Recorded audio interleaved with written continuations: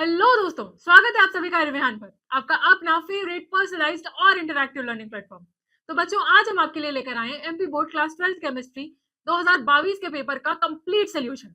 अब इसके दो फायदे होने वाले हैं। पहला तो आपके सारे कॉन्सेप्ट्स रिवाइज हो जाएंगे, सारे इंपॉर्टेंट टॉपिक्स पता चल जाएंगे। और दूसरा और सबसे ज्यादा इंपॉर्टेंट कि जो आप में से कई बच्चों का डाउट रहता है ना कि कौन से क्वेश्चन में कितना आंसर लिखना है, मतलब कितने मार्क्स के क्वेश्चन में कितना आंसर लिखना है, आंसर को किस तरह से रिप्रेजेंट करना है। मैम 5 मार्क्स के क्वेश्चन में इतना लिखूंगा तो क्या चल जाएगा?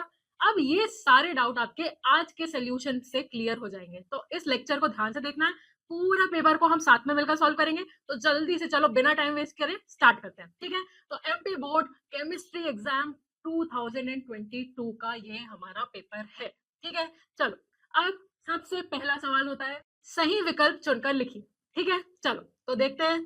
पहला क्वेश्चन है हमारा कैलेमल है और ऑप्शंस हैं हमारे Hg2Cl2, HgCl2, Hg2Cl2 plus Hg और HgCl2 प्लस Hg। अब यहाँ पर Hg मतलब क्या है ये तो हमें पता है, Hg यानी मर्क्यूरी। और जहां पर भी कैलेमल वर्ड सुनाई दे दे आपको, वहां पर समझ जाना किसकी बात हो रही है, वहां पर बात हो रही है मर्क्यूरिक क्लोराइड की, ठीक है? अब कैलेमल इलेक्ट्रोड्स में यूज होता है और जहां पर भी मर्क्यूरिक क्लोराइड की बात होती है वहां पर हम कैलेमल का वर्ड यूज करते हैं, ठीक है? तो कैलेमल का सही आंसर होगा आपका मर्क्यूरिक क्लोराइड Hg2Cl2, ठीक है? तो इसका सही आंसर क्या है? ऑप्शन नंबर ए, Hg2Cl2, ठीक है? तो यह है हमारा सही आंसर। जल्दी से देखते हैं हमारा अगला एमसीक्यू। किस यौगिक में ऑक्सीजन +2 ऑक्सीकरण अवस्था प्रदर्शित करता है? अब इनमें से हमें ये कुछ ऑप्शंस दिए हैं, इनमें से किस यौगिक में ऑक्सीजन जो है वो +2 ऑक्सीकरण अवस्था शो करता है? अब ये कैसे मुमकिन है? आप तो बोलोगे मैम ऑक्सीजन तो इकलौता ऐसा है जो हमेशा ही -2 ऑक्सीकरण अवस्था शो करता है ना? हमने कभी ऑक्सीजन +2 सुना है? पेरोक्साइड में कभी कभी -1 भी शो कर देता है, लेकिन ये +2 कब से शो करने लगा? नहीं। देखो, ऑक्सीजन बहुत ज्यादा इलेक्ट्रोनेगेटिव है ना, लेकिन जब ये किसी इलेक्ट्रोपॉजिटिव के साथ होगा तब तो ये माइनस वाली, लेकिन ये अपने से ज्यादा किसी इलेक्ट्रोनेगेटिव के साथ बॉन्ड बनाता, तब उस केस में इसकी ऑक्सीकरण अवस्था कैसी होती है? पॉजिटिव में। तो अब यहाँ पर देख लो जल्दी से, H2O हाइड्रोजन कैसा है? इलेक्ट्रोपॉजिटिव है। यहाँ पर ऑक्सीजन कैसा होगा? -2 स्टेट में। Na2O सोडियम मेटल है, इलेक्ट्रोपॉजिटिव है, यहाँ पर भी ऑक्सीजन -2 स्टेट में ही होगा। MgO मेटल है, मैग्नीशियम, -2 स्टेट में ही होगा ऑक्सीजन। लेकिन यहाँ पर देखो, OF2 ऑक्सीजन से ज्यादा इलेक्ट्रोनेगेटिव होता है फ्लोरीन। तो अब यहाँ पर जब ऑक्सीजन फ्लोरीन के साथ बॉन्ड बनाएगा तब उस केस में ऑक्सीजन जो है वो पॉजिटिव ऑक्सीकरण अवस्था शो करेगा, ठीक है? तो क्यों? क्योंकि फ्लोरीन तो -1 ही ऑक्सीकरण अवस्था शो करेगा ना। तो फ्लोरीन यहाँ पर -1 ऑक्सीकरण अवस्था शो करता है। OF2 टोटल मॉलिक्यूल की टोटल ऑक्सीकरण अवस्था कितनी होगी? 0। तो इस केस में ऑक्सीजन की हमें पता नहीं है, लेकिन हमें पता है कि फ्लोरीन हमेशा -1 ही शो करेगा। तो इस केस में ऑक्सीजन कैसी शो करता है? ऑक्सीजन शो करता है +2 ऑक्सीकरण अवस्था, ठीक है? तो इस केस में सिर्फ जब ये अपने से ज्यादा इलेक्ट्रोनेगेटिव एलिमेंट के साथ बॉन्ड बनाता है तब उसी केस में ये +2 ऑक्सीकरण अवस्था शो करता है, ठीक है? तो इसका सही आंसर क्या होगा? ऑप्शन नंबर सी, ठीक है? चलो फिर आगे बढ़ते हैं और अब हम देखते हैं अपना नेक्स्ट क्वेश्चन। प्रश्न 2 क्या है हमारा? रिक्त स्थानों की पूर्ति कीजिए। अब आप बोलोगे मैम 2 एमसीक्यू बस तो नहीं आते हैं पेपर में?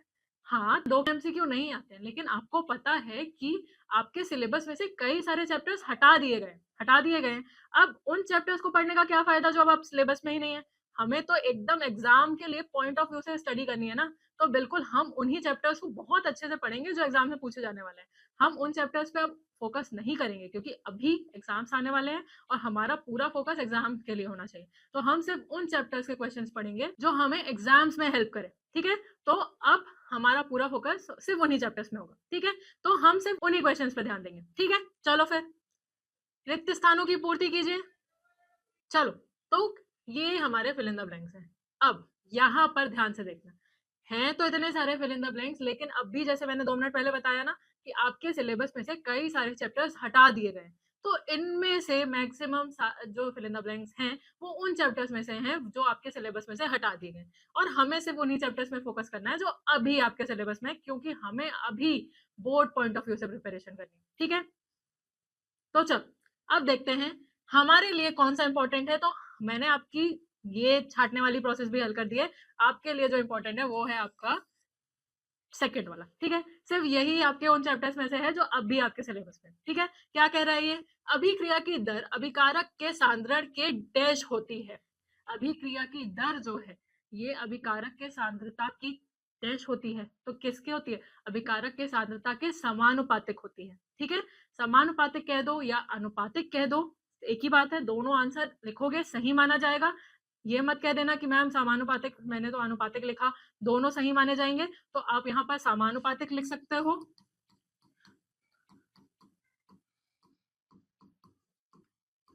अब ये जो फिल इन द ब्लैंक है ये किस चैप्टर से लिया गया है? ये लिया गया है आपके रासायनिक बलगतिकी चैप्टर से, ठीक है। और हमेशा याद रखना कि अभिक्रिया की दर जो है ये अभिकारकों की सांद्रता के समानुपातिक होती है, ठीक है। चलो फिर अब आगे बढ़ते हैं और आगे देखते हैं हमारा नेक्स्ट क्वेश्चन। अगला क्वेश्चन कह रहा है सही जोड़ी बनाइए। चलिए, ये है हमारे मैच द फॉलोइंग, जल्दी से देखो और जोड़ियां बनाओ, ठीक है। चलो, सबसे पहला क्या है? वर्ग समतलीय। वर्ग समतलीय कौन होगा इनमें से? वर्ग समतलीय, वर्ग समतलीय, वर्ग समतलीय मतलब चार ही होने चाहिए, है ना। चार होने चाहिए, तो अब इसमें से देख लो चार किसमें है? इसमें। तो ये होगा वर्ग समतलीय।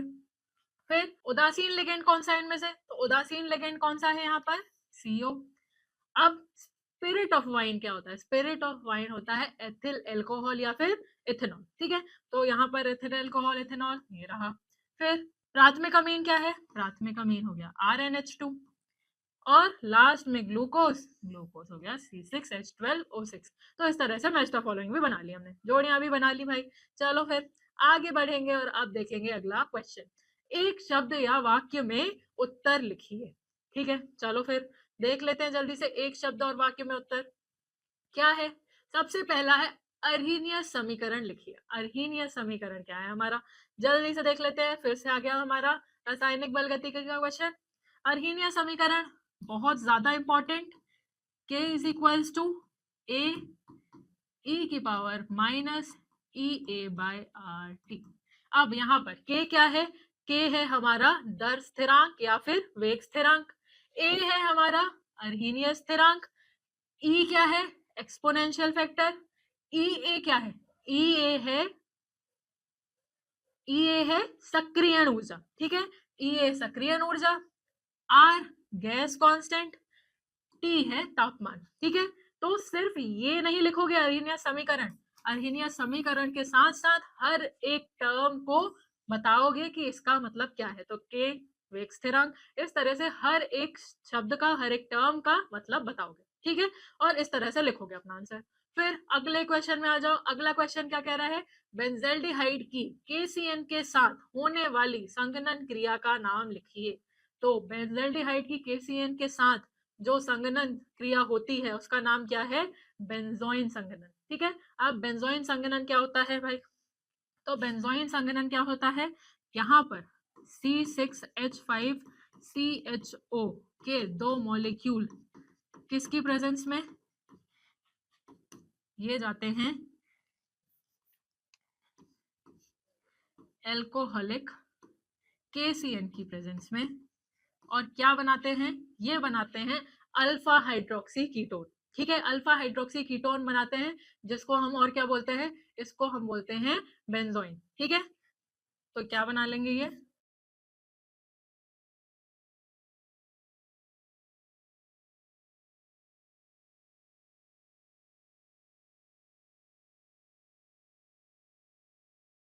कुछ इस तरह का बनता है आपका बेंजोइन, ठीक है। तो इसे और क्या कहते हैं? इसे बोलते हैं हम अल्फा हाइड्रोक्सी कीटोन, ठीक है। ये होती है आपकी कौन सी अभिक्रिया? ये होती है बेंजोइन संघनन की अभिक्रिया, ठीक है। चलो फिर आगे बढ़ते हैं और देखते हैं नेक्स्ट। तृतीयक अमीन का एसिटिलीकरण नहीं होता है, क्यों? तृतीयक अमीन का एसिटिलीकरण नहीं होता है भाई, क्यों नहीं होता? अब तृतीयक अमीन कैसा दिखता है हमारा? याद करो। तृतीयक अमीन में पहले तो अमोनिया कैसा होता है? अमोनिया में नाइट्रोजन के पास 3 हाइड्रोजन थे। प्राथमिक अमीन में क्या हुआ? एक हाइड्रोजन निकला, एक अल्कली ग्रुप आया। फिर द्वितीयक अमीन में क्या हुआ? दूसरा हाइड्रोजन निकला, एक अल्कली आया। फिर तृतीयक अमीन की अगर हम बात करें तो तीनों हाइड्रोजन निकल चुके हैं और तीनों हाइड्रोजन की जगह अब क्या आ चुके हैं? अब आ चुके हैं अल्कली ग्रुप। तो अब देखा जाए तो इसके पास अब कोई भी सक्रिय हाइड्रोजन नहीं है, और सक्रिय हाइड्रोजन है ही नहीं तो ये एसिटिलीकरण की प्रक्रिया कैसे दिखा सकता है?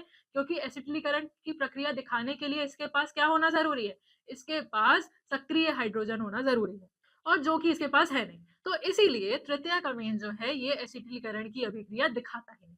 ठीक है, चलो इस तरह से आप लिख दोगे। क्या रीजन लिखोगे क्यों नहीं दिखाता है? क्योंकि इसके पास कोई भी सक्रिय हाइड्रोजन नहीं है।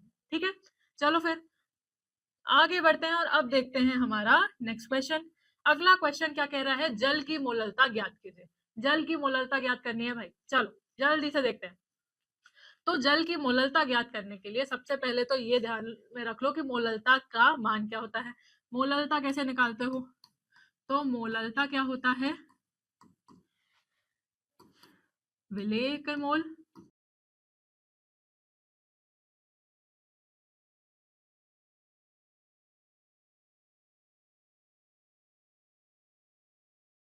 विलायक का क्या? द्रव्यमान। ठीक है, और विलायक का द्रव्यमान भी किसमें? केजी में। ठीक है, तो विलेय के मोल, जितने विलेय के मोल घुले होंगे विलायक के द्रव्यमान में उसे हम कहेंगे उस विलयन की मोलरता। ठीक है, तो अभी हमें किसकी मोलरता बतानी है? हमें बतानी है शुद्ध जल की मोलरता। यहाँ पर अब सबसे पहले तो याद रखना कि जल की बात कर रहे हैं। जल का जब हम बात करते हैं घनत्व की, तो घनत्व कितना होता है? तो ये होता है 1 ग्राम पर ml।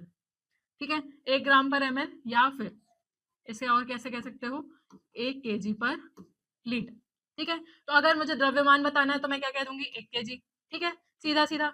इसके अलावा अगर मुझे इसका क्या बताना है? द्रव्यमान, मोलार द्रव्यमान बताना है, तो ये कैसे निकाल सकती हूँ मैं? तो सबसे पहले तो जल की बात करें अगर हम, तो H2O है। कैसे निकालोगे? हाइड्रोजन के 2 प्लस ऑक्सीजन का द्रव्यमान 16, तो ये कितना हो गया? 18। तो ये हो गया 18 ग्राम। अब जब आप इसकी मोलरता ज्ञात करोगे तो ये कैसे निकालोगे आप? ये हो जाएगी 1000 डिवाइड बाय 18। ठीक है, और इनटू 1000 बाय 1000। क्यों? क्योंकि यहाँ पर हम कितना ले रहे थे? हम 1 ग्राम पर मोल ले रहे थे, 1 ग्राम पर ml ले रहे थे। अगर हमें यहाँ पर किस में लेना था? केजी में लेना था, तो इसीलिए हमें 1000 करना पड़ेगा। कुल मिलाकर अगर ये 1000 बाय 1000 नहीं भी करते हो आप, तो 1000 बाय 18 से आप निकाल सकते हो किसकी?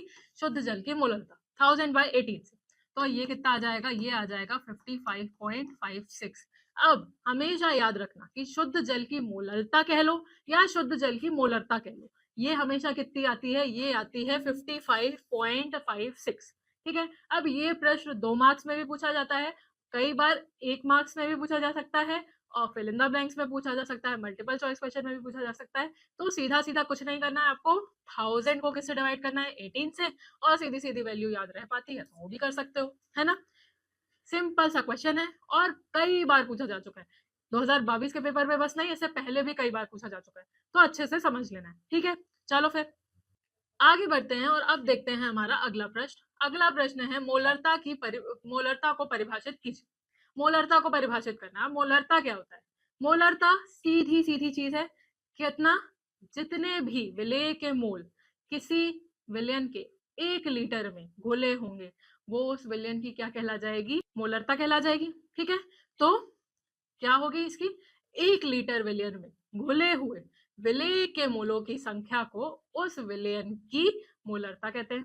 ठीक है, तो जब हम बात कर रहे हैं किसी विलयन में के 1 लीटर में जितने भी विलेय के मोल घुले होंगे उनकी संख्या को हम क्या कहेंगे? उस विलयन की मोलरता कहेंगे। अब इसे किससे दर्शाते हैं? इसे दर्शाते हैं हम m से। ठीक है, तो हमेशा याद रखना जब हम मोलरता की बात कर रहे हैं, मोलरता की बात कर रहे हैं तो कैपिटल M से दर्शाएंगे, अगर हम मोललता की बात कर रहे हैं तो स्मॉल m से दर्शाएंगे। ठीक है, अब इसे लिखोगे कैसे? फॉर्मूला क्या होता है इसका? तो मोलरता इज इक्वल्स टू विलेय पदार्थ के मोलों की संख्या डिवाइड बाय विलयन का आयतन, किसमें? लीटर में। ठीक है, तो इस तरह से आप दर्शाओगे। चलो फिर आगे बढ़ते हैं और अब देखते हैं अगला क्वेश्चन। और अगला क्वेश्चन कह रहा है द्विक्लव और संकुल यौगिक में 2 अंतर लिखिए। ठीक है, चलो जी। तो जल्दी से देखते हैं दो अंतर, और दो अंतर क्यों देखने हैं, हम तो ढेर सारे अंतर देख लेंगे, आपको जो मन आए उनमें से दो लिख देना, ठीक है। चलो, तो जब हम द्विक लवण की बात करते हैं तो द्विक लवण क्या होते हैं, वे योगात्मक यौगिक जो ठोस अवस्था में क्वाथी होते हैं परंतु जलीय विलयन में पूर्ण रूप से आयनित हो जाते हैं। मतलब ठोस अवस्था में तो ये सॉलिड पाए जाते हैं, ये अपने आयनों में नहीं टूटते, लेकिन जैसे ही हम इन्हें जलीय विलयन में डालते हैं ये पूर्णतः आयनित हो जाते हैं, ठीक है। लेकिन जब हम संकुल यौगिकों की बात करते हैं तो ये योगात्मक यौगिक जो ठोस अवस्था में तथा विलयन दोनों अवस्थाओं में स्थायी होते हैं और ये जल में पूर्ण रूप से आयनित नहीं होते, बल्कि आयनित ही नहीं होते, ठीक है। मतलब पूर्ण रूप से आयनित नहीं होते, आयनित तो होते हैं लेकिन सिर्फ कोऑर्डिनेट, मतलब संकुल यौगिक अलग टूटेगा और उसका ऋणात्मक भाग अलग टूटेगा, ठीक है। लेकिन ये पूर्णतः आयनित नहीं होते, ठीक है। तो ये बहुत स्थायी माने जाते हैं, ठीक है। फिर द्विक लवण की अगर हम बात करें तो ये केवल क्रिस्टल अवस्था में ही पाए जाते हैं, ठीक है। द्विक लवण हमेशा क्रिस्टल अवस्था में ही पाए जाते हैं और संकुल यौगिक जो है ये क्रिस्टल एवं विलयन दोनों अवस्था में पाए जाते हैं। अब ये आप ऐसा कहोगे कि ये क्यों नहीं पाए जाते विलयन अवस्था में, क्यों? क्योंकि जैसे ही हम इसे जलीय विलयन में डालेंगे या अपने आयनों में टूट जाएंगे तो अब तो वे बचा ही नहीं ना द्विक लवण, अब तो सॉल्ट बचा ही नहीं है, तो आयंस में टूट गया। तो जब तक ये सॉलिड में तब तक ही ये अपना नेचर दिखाएगा, ठीक है। तो इसीलिए हम क्या कह रहे हैं कि जब तक ये सॉलिड स्टेट में, और सॉलिड स्टेट में किस फॉर्म में मिलेगा, क्रिस्टल फॉर्म में मिलेगा, तो इसीलिए हम क्या कहते हैं कि ये हमेशा क्रिस्टल अवस्था में पाया जाता है, ठीक है। चलो फिर अगला कि ये आयनिक यौगिक होते हैं, ठीक है। ये कैसे यौगिक होते हैं, आयनिक यौगिक होते हैं, जबकि संकुल यौगिक आयनिक यौगिक हो भी सकते हैं और नहीं भी, ठीक है। द्विक लवण जो है ये गुण, द्विक लवणों के गुण मूल यौगिकों के समान होते हैं, ठीक है। तो ये अपने कॉन्स्टिट्यूएंट आयंस के गुण ही शो करते हैं जिससे ये बने, लेकिन जो संकुल यौगिक होते हैं इनके गुण मूल यौगिकों से भिन्न होते हैं, ठीक है। अगर हम एग्जाम्पल की बात करें तो एग्जाम्पल बहुत आसानी से याद होने चाहिए आपको। द्विक लवण में सबसे बेस्ट एग्जाम्पल मोर सॉल्ट और किसका, पोटेशियम का, ठीक है। मोर सॉल्ट जैसे ही हम पानी में डालेंगे आयरन का आयन देगा, सल्फेट का आयन देगा, अमोनियम का आयन देगा और इस तरह से अपने आयनों में टूट जाएगा, ठीक है। तो ये किसका एग्जाम्पल हो गया, द्विक लवण का।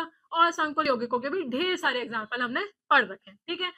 कुछ एग्जाम्पल K4FeCN6 ले लो, NiCO4 ले लो, FeCN6 4- ले लो, कोई भी एग्जाम्पल ले लो, ठीक है। तो ये कुछ एग्जाम्पल हो गए संकुल यौगिकों के, ठीक है। इस तरह से आप बता सकते हो द्विक लवण और संकुल यौगिकों में अंतर, ठीक है। चलो फिर आगे बढ़ते हैं और अब देखते हैं अपना अगला प्रश्न। अगला प्रश्न क्या कह रहा है, निम्न उप सहसंयोजक यौगिकों में के IUPAC नाम लिखिए। IUPAC नाम लिखने हैं बाबा, चलो जल्दी से देखो IUPAC नाम लिखेंगे कैसे। अब IUPAC नाम हमने पहले भी लिख रखे हैं, जैसे हम जब वन शॉट में पढ़ रहे थे वैसे लिखे थे।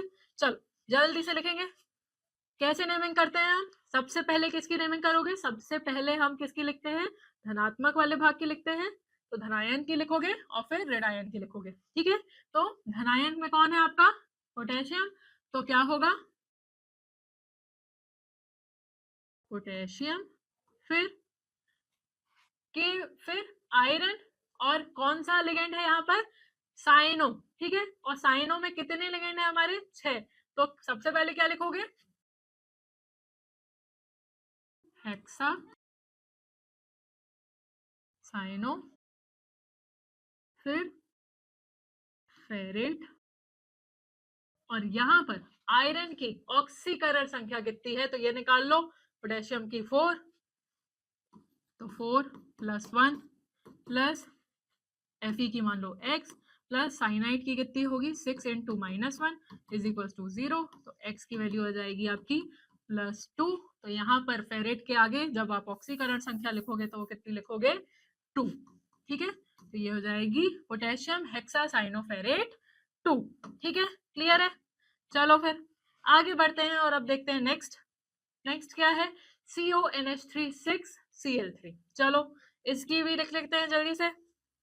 अब इस केस में ध्यान से देखना, इस केस में CONH3 6Cl3, अब यहाँ पर हमारा जो कोऑर्डिनेशन स्फीयर है ये कैसा है, धनायन है, और Cl3 कैसा है, ऋणायन है। तो पहले अब किसकी नेमिंग होगी, कोऑर्डिनेशन स्फीयर की। और जब हम नामकरण करते हैं तो कोऑर्डिनेशन स्फीयर की जब हम नेमिंग करते हैं तो पहले किसका नाम लिखते हैं, हम नाम लिखते हैं लिगेंड का, लिगेंड का नाम लिखते हैं और फिर लिखते हैं अपने सेंट्रल मेटल आयन का नाम, और सेंट्रल मेटल आयन के नाम के आगे हम लिखते हैं उसका ऑक्सीडेशन नंबर। ऑक्सीडेशन नंबर भी किस में लिखते हैं? रोमन में, ठीक है। और फिर लिखते हैं हम ऋण आयन का। अब दूसरी चीज, अभी इससे पहले जब मैंने इसका नामकरण किया था तब मैंने आयरन को आयरन ना लिखकर फेरेट लिखा था, याद है? फेरेट क्यों लिखा था? क्योंकि जब भी हमारा कोऑर्डिनेशन स्क्वायर धनायन ना होकर ऋणायन होता है तब हम जो अपना सेंट्रल मेटल आयन है उससे उसके नाम के आगे क्या लगाते हैं? 8, ठीक है। तो इसीलिए हमने आयरन ना लिखकर कैसा लिखा? फेरेट लिखा, ठीक है। अब लेकिन यहाँ पर सेंट्रल मेटल आयन कैसा है हमारा? अब धनायन के फॉर्म में, तो धनायन के फॉर्म में, तो अब यहाँ पर हम कोबाल्टेट ना लिखकर सिर्फ क्या लिखेंगे? कोबाल्ट लिखेंगे, ठीक है। तो चलो अब इसकी नेमिंग करते हैं। कितना है यहाँ पर? देखो अमीन है, लिगेंड कौन सा है? अमीन। कितने लिगेंड है? 6। तो सबसे पहले क्या लिखोगे? Hexa, hexa amine, hexamine, cobalt. और यहाँ पर अब इसका ऑक्सीडेशन नंबर जब निकालोगे आप तो ये कितना आएगा?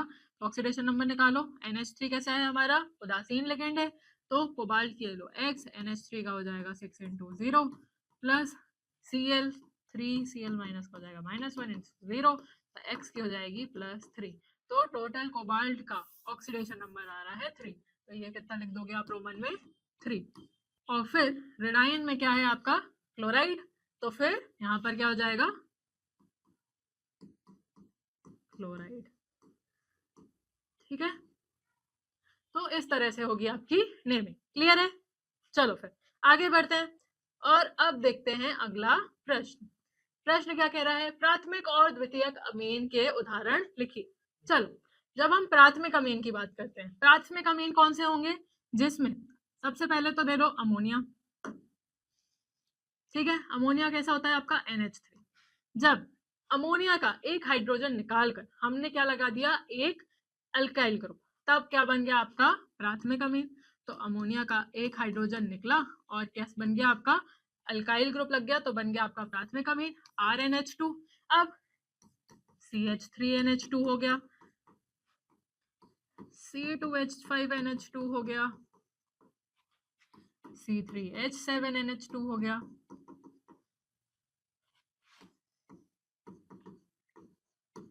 C4H9NH2 हो गया। ये सारे किसके उदाहरण है? आपके प्राथमिक अमीन के। फिर द्वितीयक अमीन की बात करें तो अमोनिया का अब एक और हाइड्रोजन निकाल दो और क्या लगा दो? एक और अल्काइल ग्रुप, तो कैसा बन जाएगा? R2NH, ठीक है। R2NH के लिए आप क्या ले लो? CH3 ट्वाइस NH, ठीक है। या फिर एक CH3 ले लो, एक C2H5 ले लो और NH ले लो, ठीक है। या फिर दोनों C2H5 ले लो और NH ले लो, ठीक है। इस तरह से आप प्राथमिक और द्वितीयक अमीन के बहुत सारे उदाहरण दे सकते हो, ठीक है। चलो फिर आगे बढ़ते हैं और अब देखते हैं अगला प्रश्न। अमीन जल में विलेय क्यों होते हैं? अब अमीन आखिर जल में विलेय क्यों होते हैं? तो ये हमने जब चैप्टर पढ़ रहे थे तब भी पढ़ा था कि अमीन जल में आखिर विलेय क्यों होते हैं। क्यों? क्योंकि जब हम नाइट्रोजन की बात करते हैं, अमीन में क्या है? ये है हमारा अमीन। इसमें क्या है? नाइट्रोजन। नाइट्रोजन कैसा है? नाइट्रोजन एक तो बहुत छोटा होता है एटम, ठीक है। ऊपर से ये कैसा होता है? ये इलेक्ट्रोनेगेटिव होता है, ठीक है। और इलेक्ट्रोनेगेटिव होने की वजह से क्या होता है? पहले तो स्मॉल साइज, ऊपर से इलेक्ट्रोनेगेटिव, तो ये क्या करता है? ये जल के अणुओं के साथ क्या बनाता है? ये बनाता है हाइड्रोजन बंध, ठीक है। और ये हाइड्रोजन बंध बनाता है, इस वजह से ये जल में बहुत अच्छी तरीके से विलय होता है, ठीक है। तो चलो फिर इसका आंसर कैसे लिखोगे ये देख लो।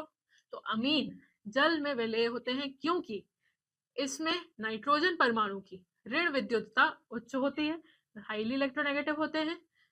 ये जल के अणुओं के साथ न्यूनाधिक मात्रा में अंतर अणुइक हाइड्रोजन बंध बना लेते हैं।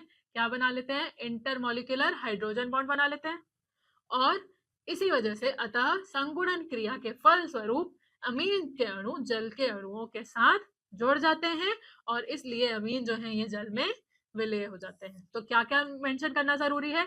सबसे पहला तो इसमें नाइट्रोजन परमाणु की ऋण विद्युतता उच्च होती है, ये पॉइंट मेंशन करोगे। और दूसरा क्या मेंशन करोगे? कि ये क्या करते हैं, ये न्यूनाधिक मात्रा में अंतर अणुइक हाइड्रोजन बंध बना देते हैं, ठीक है। और इस वजह से, क्योंकि ये जल के अणुओं के साथ इंटरमोलिकुलर हाइड्रोजन बॉन्डिंग कर लेते हैं, इस वजह से ये जल में विलय होते हैं, ठीक है। चलो फिर आगे बढ़ते हैं और अब देखते हैं कि ये ज्वेटर आयन क्या होते हैं। अब ज्वेटर आयन की जब हम बात करते हैं तो हमें पता है कि जब हम किसकी बात करते हैं, जब हम बात करते हैं आपके अमीनो अम्लों की, ठीक है, अमीनो एसिड्स की बात करते हैं, तो इनमें दो समूह होते हैं। कौन कौन से? इनमें होते हैं अमीन ग्रुप और इसमें होते हैं कार्बोक्सिलिक ग्रुप। अब दोनों की अगर हम बात करें तो ये दोनों अपोजिट कैरेक्टर के होते हैं, ठीक है। अगर हम अमीन ग्रुप की बात करें तो अमीन कैसी प्रकृति के होते हैं, ये क्षारीय प्रकृति के होते हैं। और अगर हम कार्बोक्सिलिक एसिड की बात करें तो ये कैसे होते हैं, ये होते हैं अम्लीय ग्रुप के, ठीक है, ये अम्लीय प्रकृति के होते हैं। तो अमीनो अम्लों में एक ही अणु में उपस्थित दो विपरीत स्वभाव के वाले समूह होते हैं। कौन कौन से? NH2 और COOH, ठीक है। और ये क्या करते हैं, ये परस्पर अपनी अंतःक्रिया कर लेते हैं और क्या करते हैं, ये एक आंतरिक लवण बना लेते हैं। तो ये परस्पर क्रिया से एक आंतरिक लवण बना लेते हैं और इस आंतरिक लवण को हम क्या कहते हैं, इस आंतरिक लवण को हम कहते हैं ज्वेटर आयन। अब ये ज्वेटर आयन दिखता कैसा है, ये कुछ इस तरह से दिखता है। तो ये है हमारा अमीनो ग्रुप। अमीनो ग्रुप में आपको कौन कौन से ग्रुप दिख, अमीनो एसिड में अमाइन ग्रुप है और कार्बोक्सिलिक एसिड ग्रुप है, ठीक है। अब ये आपस में रिएक्शन करके क्या बना लेते हैं, अंतःक्रिया से बना लेते हैं एक ज्वेटर आयन, ठीक है। तो ये बना लेते हैं एक ज्वेटर आयन जो दोनों ही प्रॉपर्टी शो करता है। तो ये अम्लीय तथा क्षारक दोनों के गुण शो करता है। क्या होता है, यहाँ पर जो कार्बोक्सिलिक अम्ल का हाइड्रोजन है ये कहाँ चला जाता है, ये अमाइन के पास चला जाता है और कुछ इस तरह का आयन बनता है, ठीक है। यहाँ पर एक ही आयन में पॉजिटिव और नेगेटिव दोनों चार्ज हैं। तो ये कैसा है आयन, आपका न्यूट्रल आयन है, ठीक है। और इसी वजह से इसे क्या कहा जाता है, इसे ज्वेटर आयन कहा जाता है। और क्या कहा जाता है, क्योंकि इसमें पॉजिटिव और नेगेटिव दोनों आयन प्रेजेंट होते हैं, इसीलिए इसे द्विध्रुवी आयन भी कहा जाता है, ठीक है। और द्विध्रुवी संरचना के कारण इसे उभयधर्मी गुण दिखाता है। ये उभयधर्मी गुण क्या मतलब, ये अम्लीय और क्षारीय दोनों ही गुण दिखाता है, ठीक है। तो इसे हम क्या कहते हैं, इसी आयन को हम कहते हैं ज्वेटर आयन, ठीक है।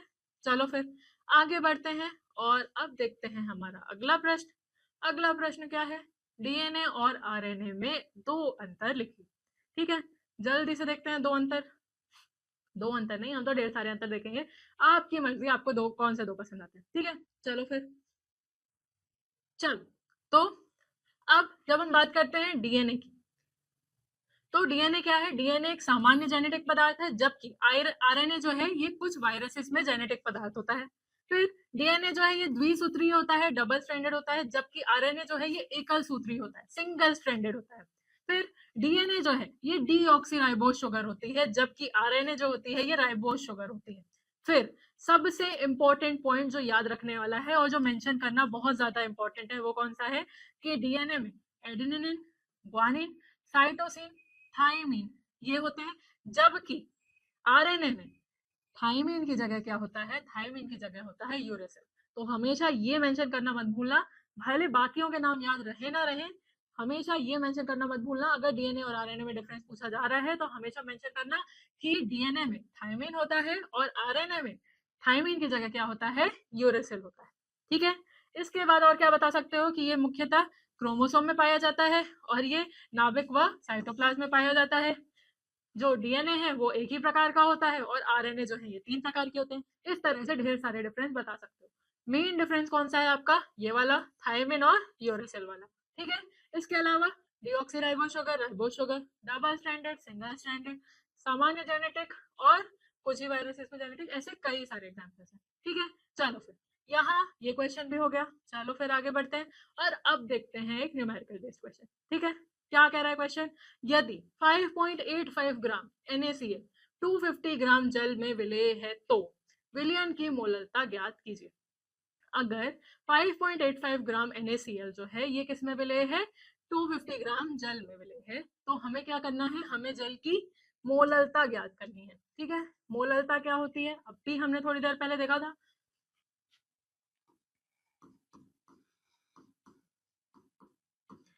मोलरता के लिए विलेय के मोल अपॉन विलायक का द्रव्यमान, और वो भी किसमें, केजी। ठीक है, अब यहाँ पर देखो किसकी बात की गई है, हमें क्या दिया गया है, 5.85 ग्राम NaCl। हमें क्या निकालना है, विलेय के मोल निकालने हैं। विलेय के मोल निकालने हैं, मतलब NaCl है हमारा विलेय, इसके मोल कैसे निकालोगे आप, तो नंबर ऑफ मोल्स निकालने के लिए आपको पहले इसका आणविक द्रव्यमान निकालना पड़ेगा। और वो कैसे निकालोगे आप, तो ये निकालने के लिए आपको क्या करना पड़ेगा, Na का प्लस Cl का द्रव्यमान ऐड करना पड़ेगा। तो Na क्या है 23 प्लस 35.5, टोटल हो गया 58.5। ठीक है, तो ये हो गया आपके नंबर ऑफ मोल्स। अब नंबर ऑफ मोल्स क्या, आयनिक द्रव्यमान। ठीक है, अब आणविक द्रव्यमान निकल गया, नंबर ऑफ मोल्स कैसे निकालोगे, तो गिवन मास है आपका 5.85 और आपने जो कैलकुलेट किया वो है 58.5, तो नंबर ऑफ मोल्स कितने आ गए आपके 0.1। ठीक है, ये आ गए आपके नंबर ऑफ मोल्स।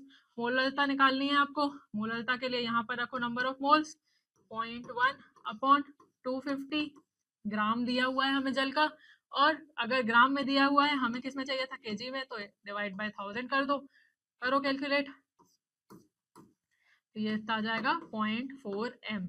तो आपके इस क्वेश्चन का आंसर कितना आएगा इन टोटल, कि क्या आ रही है जल की मोललता, तो मोललता आ रही है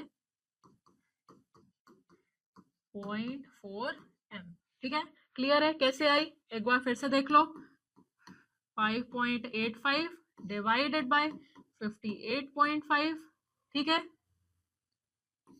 इनटू 2 डिवाइड बाय 250 और इनटू 1000। ठीक है, कैलकुलेट करो, इतना ही आंसर आएगा, और ये क्या है आपकी टोटल वैल्यू। ठीक है, अगर इतना भी कैलकुलेट कर लिया तो पूरे नंबर मिलने पक्के। ठीक है, चलो फिर आगे बढ़ते हैं और अब देखते हैं हमारा अगला क्वेश्चन।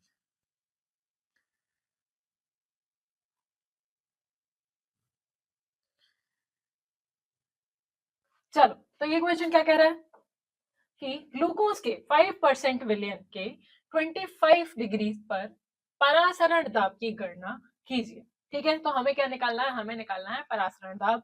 फिर हमें किसकी वैल्यू दी गई है, हमें आर की वैल्यू दी गई है, हमें गैस कांस्टेंट की वैल्यू दी गई है, और ग्लूकोज का अनुभार दिया गया है हमें, मतलब हमें आणविक द्रव्यमान भी दिया गया है। ठीक है, चलो फिर हमें सबसे पहले यहाँ ध्यान दो, क्या दिया है, ग्लूकोज के 5% विलयन की बात की गई है। 5% विलयन यानी यहाँ पर कितना बोला गया है, 5% माने किसकी बात हो रही है, मोलैरिटी की बात हो रही है। ठीक है, तो 5% ये मान लो कि 100 ml में कितना ग्राम डिजोल्व है, 100 ml में 5 ग्राम ग्लूकोज डिजोल्व है। ठीक है, तो 100 ml में हमने कितना मान लिया कि 100 ml में 5 ग्राम ग्लूकोज डिजोल्व होगा।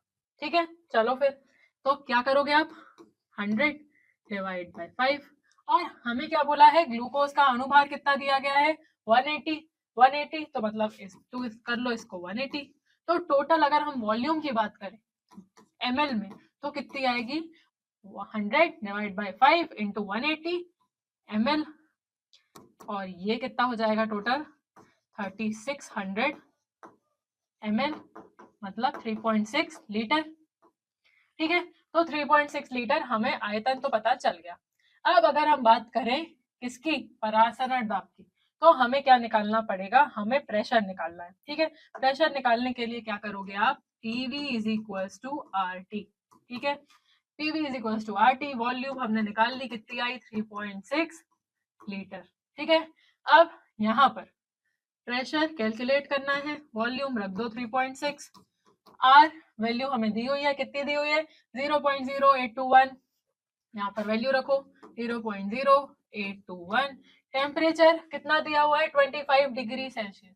अब डिग्री सेल्सियस में वैल्यू नहीं रखेंगे, हमें किस में कन्वर्ट करना पड़ेगा, केल्विन में। केल्विन में कन्वर्ट करने के लिए क्या करोगे, 25 प्लस 273 कितना हो जाएगा 298, तो ये हो जाएगा 0.0821 इंटू 298 प्रेशर, और यहाँ पर डिवाइडेड बाय 3.6, तो प्रेशर की टोटल वैल्यू कितनी आई 6.80 atm।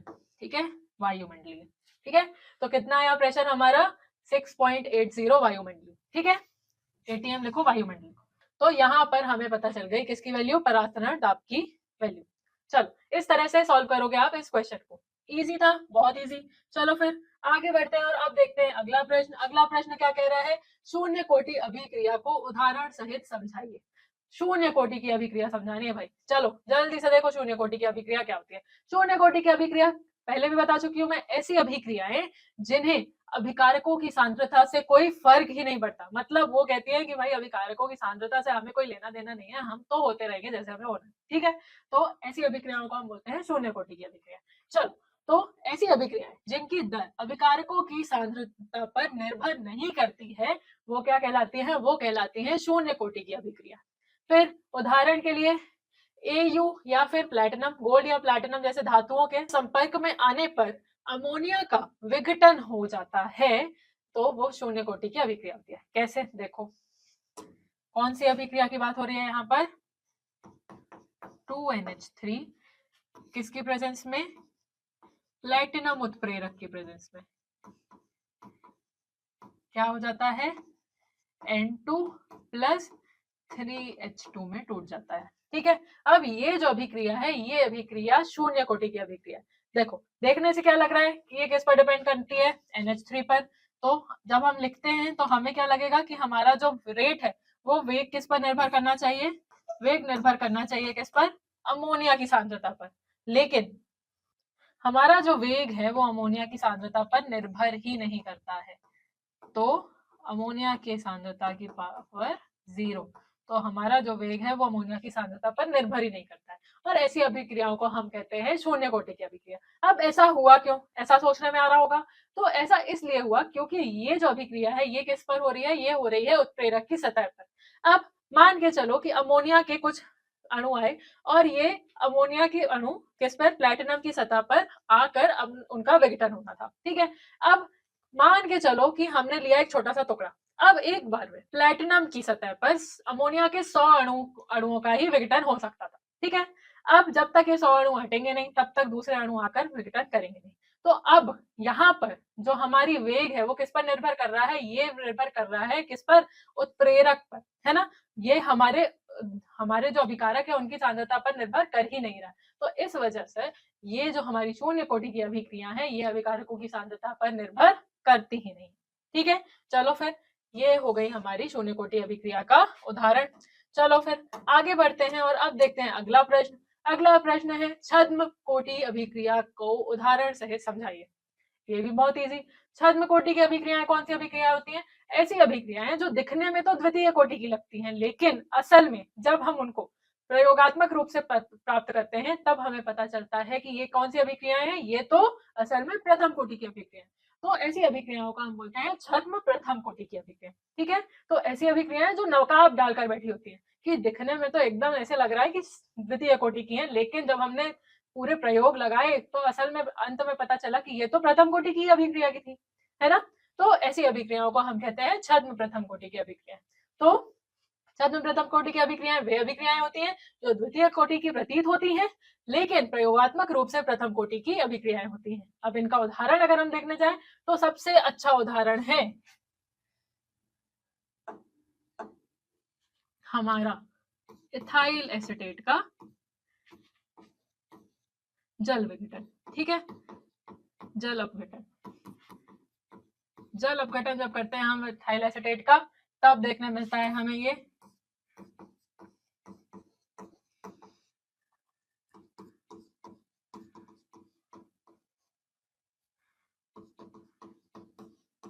अब देखो यहाँ पर अगर आप देखोगे तो आप क्या कहोगे कि किस किस पर निर्भर करना चाहिए हमारे अभिक्रिया का वेग, इथाइल एसीटेट की सांद्रता पर और वाटर की सांद्रता पर, है ना।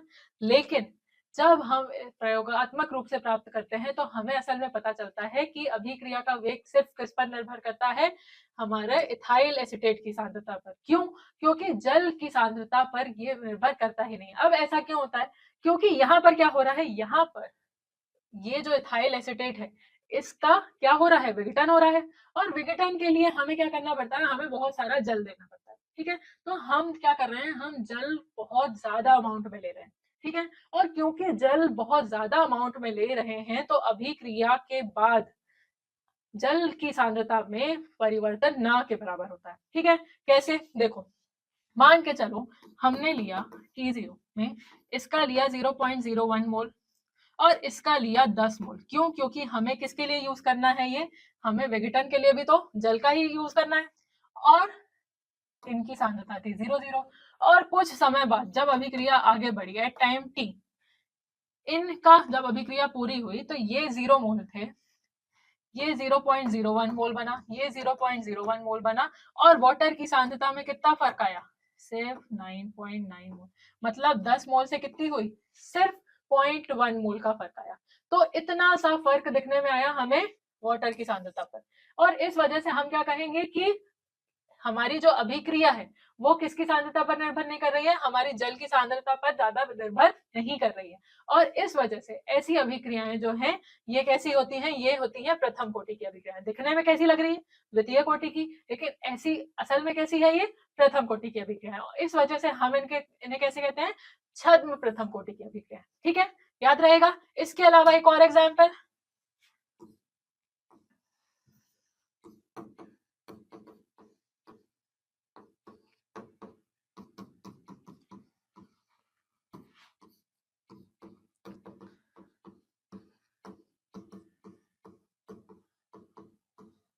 इस केस में भी सेम होता है। हमारी जो अभिक्रिया का वेग है वो किस पर निर्भर करता है? सिर्फ सुक्रोज की कंसेंट्रेशन पर निर्भर करता है, जल की सांद्रता पर निर्भर नहीं करता है। ठीक है, तो इसलिए ये अभिक्रिया भी कैसी है? ये अभिक्रिया भी छद्म प्रथम कोटि की अभिक्रिया। ठीक है, और इस तरह से आप इन दोनों में से कोई भी एग्जाम्पल ले सकते हो। ठीक है, चलो फिर आगे बढ़ते हैं और अब देखते हैं अगला प्रश्न। अगला प्रश्न है निम्न परिवर्तनों के केवल रासायनिक समीकरण लिखिए। अब हमें सिर्फ रासायनिक समीकरण लिखने हैं कुछ परिवर्तनों के। कौन कौन से परिवर्तन है? इथेनॉल से डाइएथिल ईथर बनाना है हमें। इथेनॉल से डाइएथिल ईथर बनाना है भाई। चलो देखते हैं कैसे बनाओगे। इथेनॉल बनाओ पहले। तो क्या है इथेनॉल? C2H5OH। और इससे क्या बनाना है? Diethyl ether. डाइएथिल ईथर मतलब C2H5O C2H5। अब सोचो सोचो कैसे बना सकते हो C2H5O C2H5। अगर मैं दो इथेनॉल के मॉलिक्यूल ले लूं और उनका निर्जलीकरण करा दूं तो बन सकता है क्या? सोचो, बना सकते हैं? बिल्कुल बना सकते हैं। तो हम क्या करेंगे? हम यही करने वाले हैं। हम दो इथेनॉल के मॉलिक्यूल लेंगे, C2H5OH के दो मॉलिक्यूल लेंगे और इनकी रिएक्शन कराएंगे H2SO4 की प्रेजेंस में, इनका निर्जलीकरण कराएंगे और क्या बना लेंगे? C2H5O C2H5। क्या होगा यहाँ पर? ध्यान से देखना, C2H5OH था और ये था। यहां से क्या निकाल लिया हमने? वाटर का एक मॉलिक्यूल निकाल दिया। तो क्या बन गया? C2H5O C2H5। तो इस तरह की रिएक्शन आपकी हुई। तो इस तरह से क्या बना सकते हो आप? इथेनॉल से डाइएथिल ईथर बना सकते हो। किसकी प्रेजेंस में? H2SO4 की प्रेजेंस में। क्या करा रहे हो? निर्जलीकरण करा रहे हो। ठीक है, बहुत इजी। चलो फिर आगे बढ़ते हैं और अब देखते हैं अगला प्रश्न क्या है। डाइएथिल ईथर से इथेनॉल बनाना है। अब भी क्या किया हमने? वाटर का मॉलिक्यूल अलग किया तो डाइएथिल ईथर, इथेनॉल से डाइएथिल ईथर बनाया। अब डाइएथिल ईथर से इथेनॉल बनाना है तो क्या करोगे? वाटर का मॉलिक्यूल ऐड करा दो, बन जाएगा। बहुत आसान। चलो क्या करोगे? C2H5O C2H5 प्लस H2O क्या बन जाएगा? C2H5OH के दो मॉलिक्यूल बन जाएंगे। बहुत आसान। क्या बना कर दिया हमने? जल अपघटन करा दिया इनका, बहुत इजीली। चलो फिर आगे बढ़ते हैं और अब देखते हैं अगला प्रश्न क्या है। इथेनॉल से एथिल एसीटेट बनाना है। इथेनॉल से एथिल एसीटेट बनाना है। अब ये अभिक्रिया जो है ये हमने बहुत पहले भी पढ़ रखी है और कितने ही बार पढ़ रखी है ना। चलो आगे बढ़ते हैं, देखते हैं इथेनॉल से एथिल एसीटेट कैसे बनाओगे। तो इथेनॉल क्या हुआ? C2H5OH। अगर मैं एथिल एसीटेट बनाना चाहती हूँ, एथिल एसीटेट मतलब CH3COO C2H5, तो मुझे क्या चाहिए? इतना वाला पार्ट चाहिए। तो इसकी रिएक्शन मैं किससे करा सकती हूँ? CH3COOH से करा सकते हूँ। मतलब यहाँ पर क्या कराऊंगी मैं? एस्ट्रिफिकेशन कराऊंगी। ठीक है, चलो फिर एस्ट्रिफिकेशन करा देंगे हम। एस्ट्रिफिकेशन कराने के लिए H+ की प्रेजेंस में क्या हो जाएगा? CH3 COO C2H5 बन जाएगा। तो क्या बना लिया हमने, इथेनॉल से एथिल एसीटेट बना लिया। बहुत आसान है ना। चलो फिर, तो इस तरह से हम क्या बना सकते हैं, इथेनॉल से एथिल एसीटेट भी बहुत आसानी से बना सकते हैं। चलो फिर आगे बढ़ते हैं और अब देखते हैं अपना नेक्स्ट क्वेश्चन। अगला क्वेश्चन क्या कह रहा है, फिनॉल और एल्कोहल में कोई 3 अंतर लिखिए। फिनॉल और एल्कोहल में कोई 3 अंतर लिखने हैं, चलो देखते हैं। अब क्या याद रखने वाली बातें हैं, जल्दी जल्दी देख लेंगे। एल्कोहल की जब हम बात करते हैं तो एल्कोहल किससे जुड़ा होता है, एल्कोहल एलिफेटिक कार्बन से जुड़ा होता है। ठीक है, तो सबसे पहला पॉइंट क्या हो जाएगा कि एल्कोहल जो है ये किससे जुड़ा होता है, ये एलिफेटिक कार्बन से जुड़ा होता है, जबकि फिनॉल में जो हमारा हाइड्रोक्सिल ग्रुप है वो किससे जुड़ा होता है, एरोमेटिक कार्बन से जुड़ा होता है। ठीक है, तो क्या करोगे, एल्कोहल कार्बनिक यौगिक है का एक वर्ग जिसमें कम से कम एक हाइड्रोक्सिल कार्यात्मक समूह होता है जो कार्बन परमाणु से जुड़ा होता है। एक हाइड्रोक्सिल ग्रुप, कम से कम एक हाइड्रोक्सिल ग्रुप होता है जो कार्बन परमाणु से जुड़ा होता है, और इसमें एक ही हाइड्रोक्सिल ग्रुप होता है। फिर ये किससे जुड़ा होता है, ये जुड़ा होता है, ये आमतौर पर संदिग्ध हाइड्रोकार्बन से जुड़ा होता है, जबकि फिनॉल में ये किससे जुड़ा होता है, ये सुगंधित हाइड्रोकार्बन से जुड़ा होता है। तो ये एलिफेटिक से जुड़ा होता है, ये एरोमेटिक से जुड़ा होता है। फिर जब हम फिनॉल की बात, एल्कोहल की बात करते हैं, तो एल्कोहल जो है ये फिनॉल के कंपैरिजन में कम एसिडिक होता है। ठीक है, देखो क्या होता है, फिनॉल क्या करता है, फिनॉल में हमें रेजोनेंस इफेक्ट देखने मिलता है। फिनॉल में रेजोनेंस इफेक्ट देखने मिलता है, जबकि एल्कोहल में रेजोनेंस इफेक्ट देखने नहीं मिलता है, और इस वजह से फिनॉल जो है ये एसिडिक कैरेक्टर शो करता है, जबकि एल्कोहल एसिडिक कैरेक्टर शो नहीं करता है। तो पहला डिफरेंस तो ये हो जाएगा कि एल्कोहल एलिफेटिक हाइड्रोक्सिल ग्रुप जो होता है वो एल्कोहल में एलिफेटिक कार्बन से जुड़ा होता है, जबकि फिनॉल में एरोमेटिक कार्बन से जुड़ा होता है। फिर अगर हम एल्कोहल की बात करें तो इसमें रेजोनेंस इफेक्ट नहीं होता है, जबकि फिनॉल में होता है। अगर हम एसिडिक कैरेक्टर की बात करें तो एल्कोहल एसिडिक कैरेक्टर शो नहीं करता है, जबकि फिनॉल जो है ये एसिडिक कैरेक्टर शो करता है। और एल्कोहल जो है ये लिटमस टेस्ट नहीं देता है, जबकि फिनॉल जो है ये ब्लू लिटमस को रेड में कन्वर्ट कर देता है। ठीक है, ये 4 डिफरेंस आप बता दोगे। ठीक है, क्लियर है। चलो फिर आगे बढ़ते हैं और अब देखते हैं अपना नेक्स्ट क्वेश्चन। नेक्स्ट क्वेश्चन क्या कह रहा है, निम्नलिखित के आईयूपीएसी नाम लिखिए। कुछ यौगिक दिए हुए हैं आपको और उनके आईयूपीएसी नाम लिखने हैं। चलो भाई देख लेते हैं। ये है 3 यौगिक, जल्दी से 3 कंपाउंड्स दिए हुए हैं, तीनों के आईयूपीएसी नाम लिखने हैं, एक एक करके तीनों को देखेंगे। चलो सबसे पहले ये वाले को देखो, यहां से सबसे पहले इसको अगर मैं अच्छे से बनाऊं,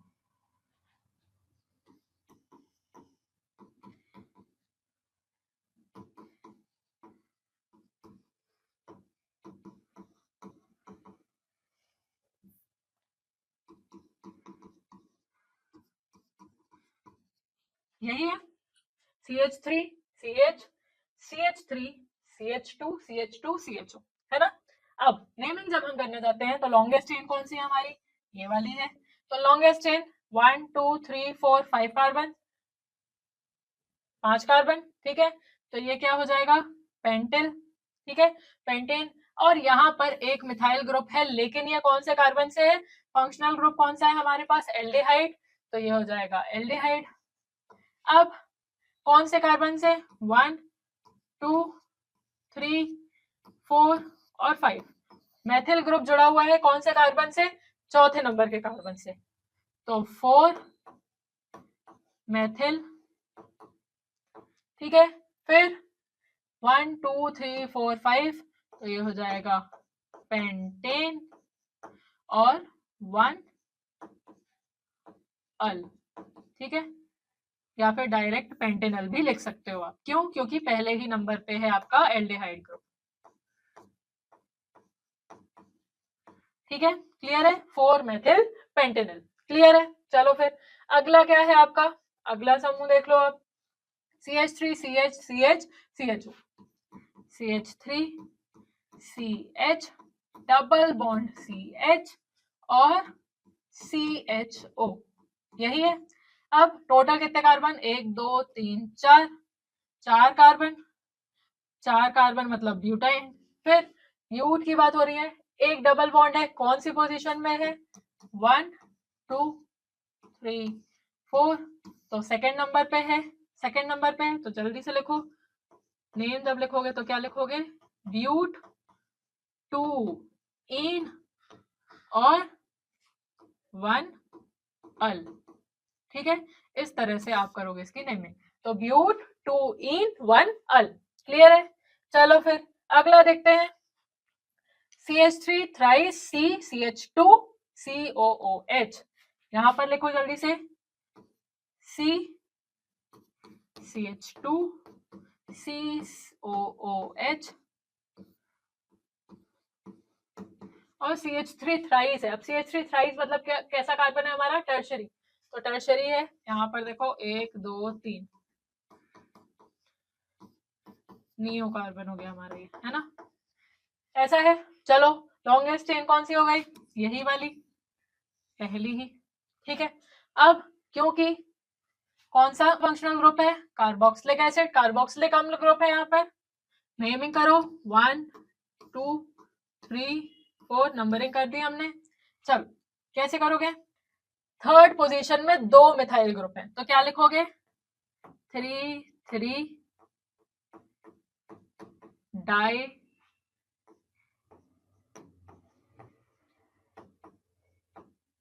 3 3 डाइमेथिल और फिर 1 2 3 4, तो ये हो जाएगा ब्यूटेनोइक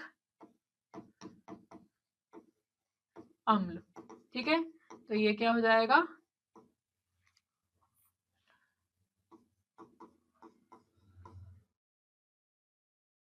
3 3 डाइमेथिल ब्यूटेनोइक अम्ल। क्लियर है? चलो फिर आगे बढ़ते हैं और अब देखते हैं अपना नेक्स्ट क्वेश्चन। नेक्स्ट क्वेश्चन क्या कह रहा है? निम्नलिखित अभिक्रियाओं के रासायनिक समीकरण लिखिए। तो हमें क्या करना है? अगली जो अभिक्रियाएं हैं इनके रासायनिक समीकरण लिखने। चलो जल्दी से इनके रासायनिक समीकरण लिखेंगे। पहली है हमारी कौन सी? Perkin reaction. तो पर्किन रिएक्शन में क्या करना है? हमें क्या करना है? सिर्फ और सिर्फ रासायनिक समीकरण बताने। ठीक है, तो सीधा सीधा, ज्यादा डिटेल में नहीं जाएंगे, हम रासायनिक समीकरण बताएंगे। पर्किन रिएक्शन में क्या होता है? C6H5 CHO की रिएक्शन होती है किसके साथ? CH3 CH3। और अच्छे से लिख दें। चलो CH3 C double bond O C double bond O CH3 किसके साथ? एसिड एनहाइड्राइड के साथ। ठीक है, और क्या बनता है किसके प्रेजेंट में? CH3 CONA के प्रेजेंस में। और बनता क्या है? तो बनता है CH3 COOH और क्या बनेगा? और बनेगा C6H5 CH double bond CH COOH। तो ये सब बनता है। ठीक है, अब इस रिएक्शन को, क्योंकि ये रिएक्शन बहुत बहुत इंपॉर्टेंट है और आपकी एनसीईआरटी में भी नहीं दी गई है ना, तो इसीलिए थोड़ा अच्छे से समझ लेना और पढ़ लेना। ठीक है, चलो क्या किया हमने? बेंजल्डिहाइड की रिएक्शन कराई किससे? एसिड एनहाइड्राइड के साथ। किसके प्रेजेंस में? CH3CONA की प्रेजेंस में। क्या बनाया? एसिटिक एसिड बनाया। और क्या बनाया? C6H5 CH double bond CH COH। ठीक है, चलो फिर आगे बढ़ते हैं और अब देखते हैं नेक्स्ट रिएक्शन क्या है? कैनिज़ारो रिएक्शन, कैनिज़ारो अभिक्रिया। अब कैनिज़ारो अभिक्रिया कौन सी होती है? कैनिज़ारो अभिक्रिया कौन देते हैं? हमारे एल्डिहाइड्स देते हैं। कौन से? ऐसे एल्डिहाइड्स जिसमें अल्फा हाइड्रोजन प्रेजेंट नहीं होता है। ठीक है, तो जिनमें अल्फा हाइड्रोजन प्रेजेंट नहीं होता है वो ही एल्डिहाइड्स लेते हैं हमारी कैनिज़ारो अभिक्रिया। तो कौन कौन से हो गए ऐसे एल्डिहाइड्स? पहला हो गया फॉर्मेल्डिहाइड HCHO और दूसरा हो गया बेंजल्डिहाइड। तो सबसे पहले फॉर्मेल्डिहाइड की प्रेजेंस में देख लेते हैं। तो फॉर्मेल्डिहाइड के 2 मॉलिक्यूल्स रिएक्ट करते हैं NaOH की प्रेजेंस में और क्या बनाते हैं? CH3OH और HCOONA। ठीक है, ये है आपकी कौन सी reaction? Cannizzaro reaction.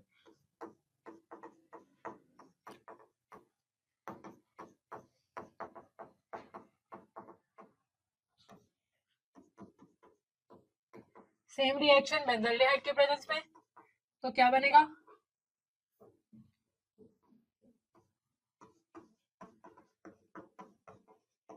C6H5 CH2OH plus C6H5 COONA। ठीक है, ये सारे प्रोडक्ट्स बनेंगे आपके। ये कौन सी रिएक्शन है आपकी? केनी-सारो अभिक्रिया। ठीक है, याद रहेगी। चलो फिर आगे बढ़ते हैं और अब देखते हैं नेक्स्ट रिएक्शन। नेक्स्ट रिएक्शन है आपकी रोजेनमुंड अभिक्रिया। अब रोजेनमुंड अभिक्रिया कौन सी होती है? तो रोजेनमुंड रिएक्शन कौन देता है?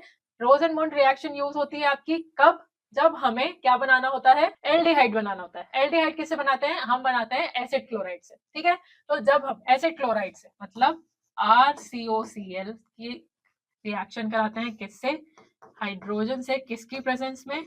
PD और बेरियम सल्फेट की प्रेजेंस में। और क्या बना लेते हैं? RCHO बना लेते हैं। तब इस रिएक्शन को हम क्या कहते हैं? रोजेनमुंड अभिक्रिया। ठीक है, और एसिल क्लोराइड, यही रिएक्शन एसिल क्लोराइड की प्रेजेंस में भी एसिल क्लोराइड भी रहता है। किसकी प्रेजेंस में? पैलेडियम और बेरियम सल्फेट की प्रेजेंस में। और क्या बनता है? बेंजल्डिहाइड। ठीक है, तो CHO बन गया। और इस रिएक्शन को हम कौन सी रिएक्शन बोलते हैं? ये है हमारी रोजेनमुंड अभिक्रिया। क्लियर है? चलो फिर आगे बढ़ते हैं और अब देखते हैं अगला क्वेश्चन।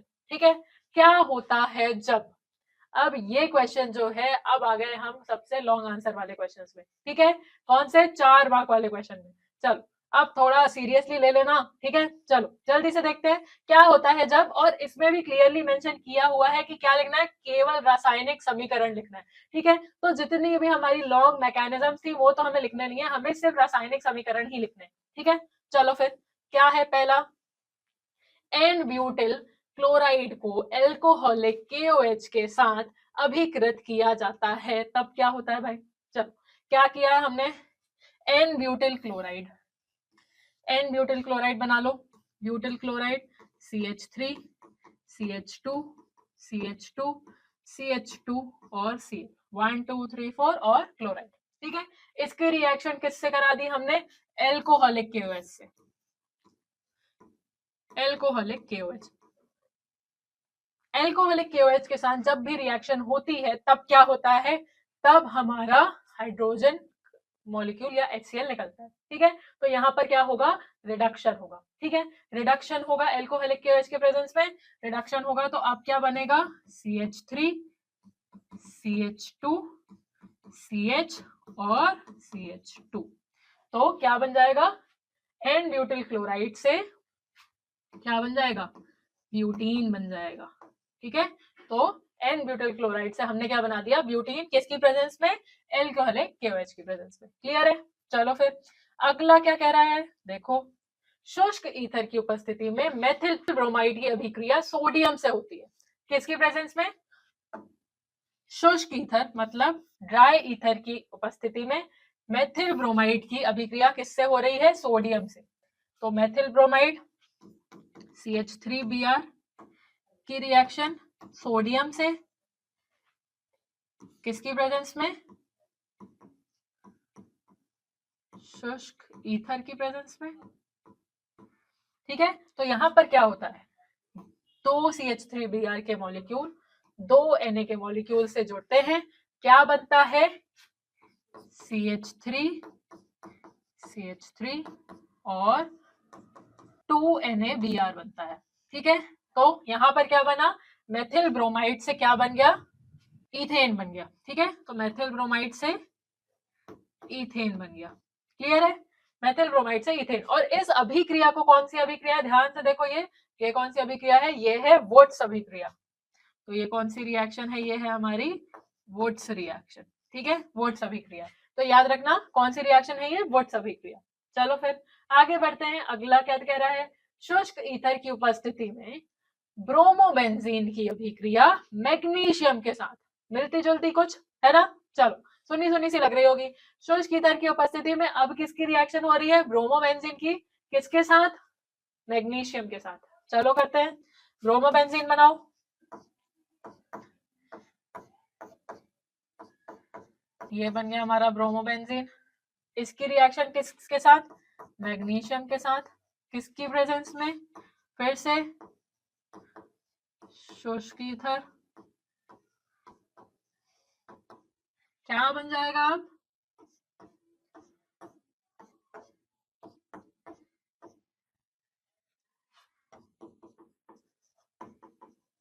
MgBr, ठीक है।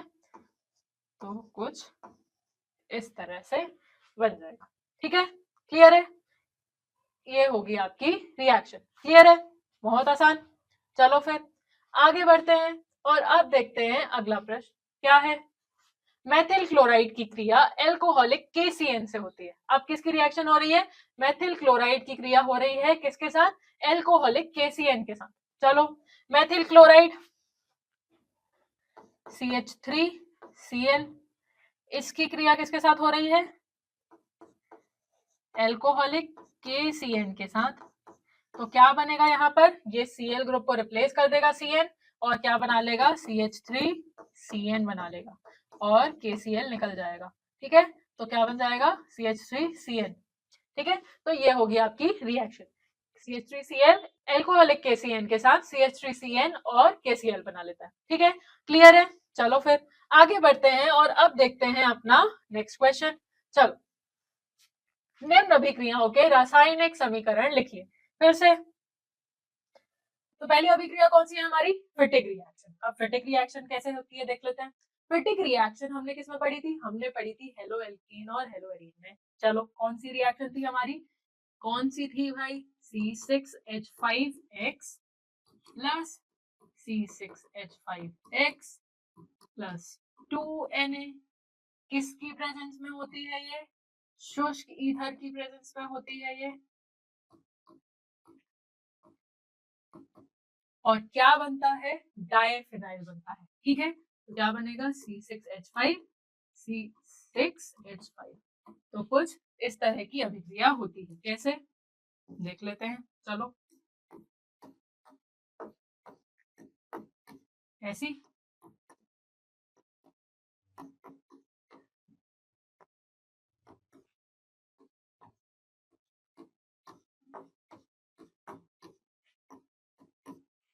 और क्या बना लिया हमने?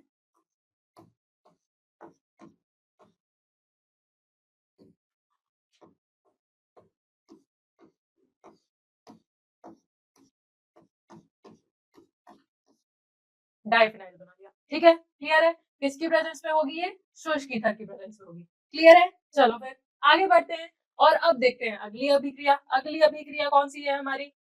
अगली अभिक्रिया है हुंस-डिकर रिएक्शन। अब देख रहे हो आप, जितनी भी नेम रिएक्शन हमने पढ़ी थी ये सारी आती है, पूछी जाती है आपके पेपर में, है ना। देख रहे हैं आपके सामने एग्जांपल है। अब अगली रिएक्शन है हुंस-डिकर अभिक्रिया। जल्दी से देखो हुंस-डिकर अभिक्रिया कौन सी होती है? हमने जब पढ़ी थी तब भी बोला था कि बहुत बहुत इंपॉर्टेंट है ना।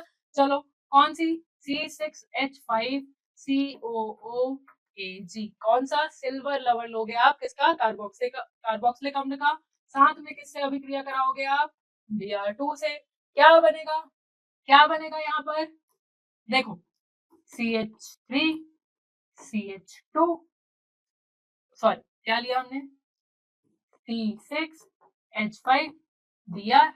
तो ये Br किससे जाकर जुड़ेगा? C6H5 से। Ag Br के साथ निकल जाएगा तो एक क्या बन जाएगा? AgBr। और ये जो COO है ये क्या बना लेगा? CO2 gas. तो CO2 गैस निकल जाएगी, क्लियर है। तो इस तरह से होती है आपकी हुंस-डिकर अभिक्रिया। अब मैंने यहाँ पर कौन सा एसिड लिया? C6H5 लिया, अराइल कार्बन लिया, एरोमेटिक कार्बन लिया। आप एरोमेटिक मत लो, आप चाहो तो इथाइल ले लो। आप ये C2H5 के साथ भी करा सकते हो, C2H5COOAg ले लो, सेम रिएक्शन करा लो। Br2 gives C2H5 Br plus AgBr plus CO2, ठीक है। बहुत बहुत इंपॉर्टेंट रिएक्शन, सीधा सीधा नाम से पूछी जाती है और बार बार पूछी जाती है, ठीक है। 2022 में पूछी गई है और इससे पहले भी कई बार पूछी गई है, तो बहुत अच्छे से समझना है, ठीक है। चलो फिर आगे बढ़ते हैं और अब देखते हैं अगली अभिक्रिया। अगली अभिक्रिया है सेंडमेयर अभिक्रिया। अब सेंडमेयर अभिक्रिया फिर से भाई बहुत इंपॉर्टेंट। सेंडमेयर अभिक्रिया कैसे लिखोगे? अब सेंडमेयर अभिक्रिया कौन देता है? एनिलीन देता है, ठीक है। तो एरोमेटिक अमाइन देगा, एनिलीन क्या बनाएगा किसकी प्रेजेंस में? NaNO2 और HCl की प्रेजेंस में क्या बनेगा यहाँ पर? डाईएसो सॉल्ट बनेगा। तो N2 प्लस Cl माइनस। अब इसकी रिएक्शन फिर से किससे होगी, इसकी रिएक्शन होगी CuCl2 से, और अब क्या बनेगा,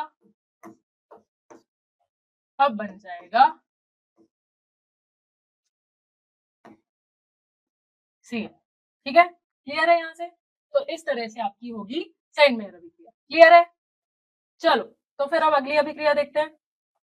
अगली अभिक्रिया है आपकी फ्रीडेल क्राफ्ट अभिक्रिया। अब फ्रीडेल क्राफ्ट अभिक्रिया भी बहुत इंपॉर्टेंट है, और फ्रीडेल क्राफ्ट अभिक्रिया हम दो तरह से पढ़ते हैं, फ्रीडेल क्राफ्ट अल्काइलेशन और फ्रीडेल क्राफ्ट एसाइलेशन। ठीक है, अब एल्कलीकरण और एसाइलीकरण। ठीक है, अब देखो कैसे करोगे, बेंजीन से रिएक्शन कराओगे किसकी, जब हम एल्कलीकरण कराएंगे तो बेंजीन से रिएक्शन कराओगे आप किसकी, CH3Cl की, किसकी प्रेजेंस में, AlCl3 की प्रेजेंस में, और क्या बन जाएगा आपका मिथाइल बेंजीन। ठीक है, ये हो गया आपका एल्कलीकरण। अब एसाइलीकरण कैसे कराओगे वो भी देख लो, तो वो कैसे करोगे, फिर से बेंजीन की रिएक्शन अब किससे कराओगे, CH3COCl से, किसकी प्रेजेंस में, फिर से AlCl3 की प्रेजेंस में, और अब क्या बना लोगे, अब बन जाएगा COCH3। ठीक है, तो अब एसिटोफेनॉन बना लोगे। ठीक है, क्लियर है? चलो फिर इस तरह से आप बनाओगे रिएक्शन। ठीक है, क्लियर है? क्लियर है, चलो फिर आगे बढ़ते हैं। अब अगले क्वेश्चन में आ जाते हैं, और अब आ गया 5 मार्क्स का क्वेश्चन। ठीक है, अब आ गए हम थोड़े अगले पड़ाव में और अंतिम पड़ाव में। चलो स्टार्ट करते हैं, देखते हैं क्वेश्चन क्या कह रहा है। कोलरॉच नियम को उदाहरण सहित समझाइए और इसके 2 अनुप्रयोग लिखिए। अब 5 मार्क्स का क्वेश्चन है, कैसे लिखना है, क्या लिखना है, जल्दी से देखेंगे और एक एक पॉइंट को अच्छे से समझेंगे। ठीक है, कोलरॉच नियम की बात हो रही है। कोलरॉच ने क्या कहा था, कोलरॉच ने सबसे पहले तो विद्युत अपघटनों की किसकी बात की थी, मोलार चालकता की बात की थी, मोलार चालकता की अनंत तनुकरण में बात की थी। ठीक है, तो कोलरॉच ने क्या कहा था कि जब हम किसी भी विद्युत अपघटिका या किसी भी इलेक्ट्रोलाइट की जब हम बात करते हैं तो हम अनंत तनुकरण में, जब भी हम किसी इलेक्ट्रोलाइट को लेते हैं और पानी में घोलते हैं, ठीक है, और हम अनंत तनुकरण करते जाते हैं, तब अब उसकी मोलार चालकता किस पर निर्भर करती है, उसके धनायनों और उसके ऋणायनों की अलग अलग मोलार चालकता पर इंडिविजुअली डिपेंड करती है। मतलब अब उसकी उस इलेक्ट्रोलाइट की मोलार चालकता किस पर निर्भर करेगी, उसके धनायनों का मोलार चालकता और उसकी ऋणायनों की मोलार चालकता। ठीक है, तो किसी भी विद्युत अपघटिकी अनंत तनुकरण में उसकी मोलार चालकता क्या होगी, उसके धनायनों की मोलार चालकता और ऋणायनों की मोलार चालकता का योग होगी। ठीक है, तो जल्दी से देख लेते हैं कोलरॉच का नियम क्या कहता है। कोलरॉच का नियम कि अनंत तनुकरण पर एक विद्युत अपघट्य की मोलार चालकता ऋणायनों और धनायनों की चालकता के योग के बराबर होती है। ठीक है, मतलब अगर मैं कोई भी इलेक्ट्रोलाइट ले रही हूं तो उसकी मोलार चालकता उसके कैटायंस यानी कि धनायन और ऋणायनों की मोलार चालकता के योग के बराबर होगी। अब ऐसा क्यों होगा ये भी उन्होंने बताया था। देखो, मैंने मान के चलो किसी एक वेसल में NaCl ले लिया, ठीक है, और मैं उसमें पानी डालती गई। अब क्या होगा, अगर मैंने छोटे से बीकर में NaCl लिया और थोड़ा सा पानी डाला, तो Na और Cl दोनों पास पास है और दोनों की मोलार चालकता अलग अलग निकाल पाना मुश्किल होगा, है ना, और दोनों एक दूसरे पर निर्भर भी करेंगे।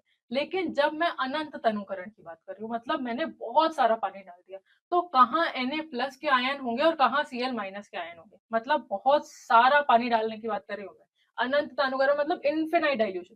ठीक है, अब इस केस में कैसे करोगे आप, इस केस में जब हम बात करेंगे NaCl की मोलार कंडक्टिविटी की, मोलार चालकता की, तो इसकी मोलार चालकता किस पर निर्भर करेगी, Na+ की मोलार चालकता और Cl- की मोलार चालकता, दोनों की मोलार चालकता का अगर योग कर दोगे तो आपको पूरी NaCl की मोलार चालकता पता चल जाएगी। ठीक है, अब कोलरॉच के अगर मैं और उदाहरण देना चाहूँ कोलरॉच के नियम का, तो और क्या कह सकते हैं, कोलरॉच के नियम को और अच्छे से पढ़ना चाहें तो कोलरॉच ने क्या कहा कि मान के चलो, उसने एग्जाम्पल लिया कि KBr ले लो, ठीक है, KCl ले लो, NaBr ले लो और NaCl ले लो। ठीक है, अब इस केस में Na+Cl- होगा, K+Cl-, K+Br-, Na+ और Br-।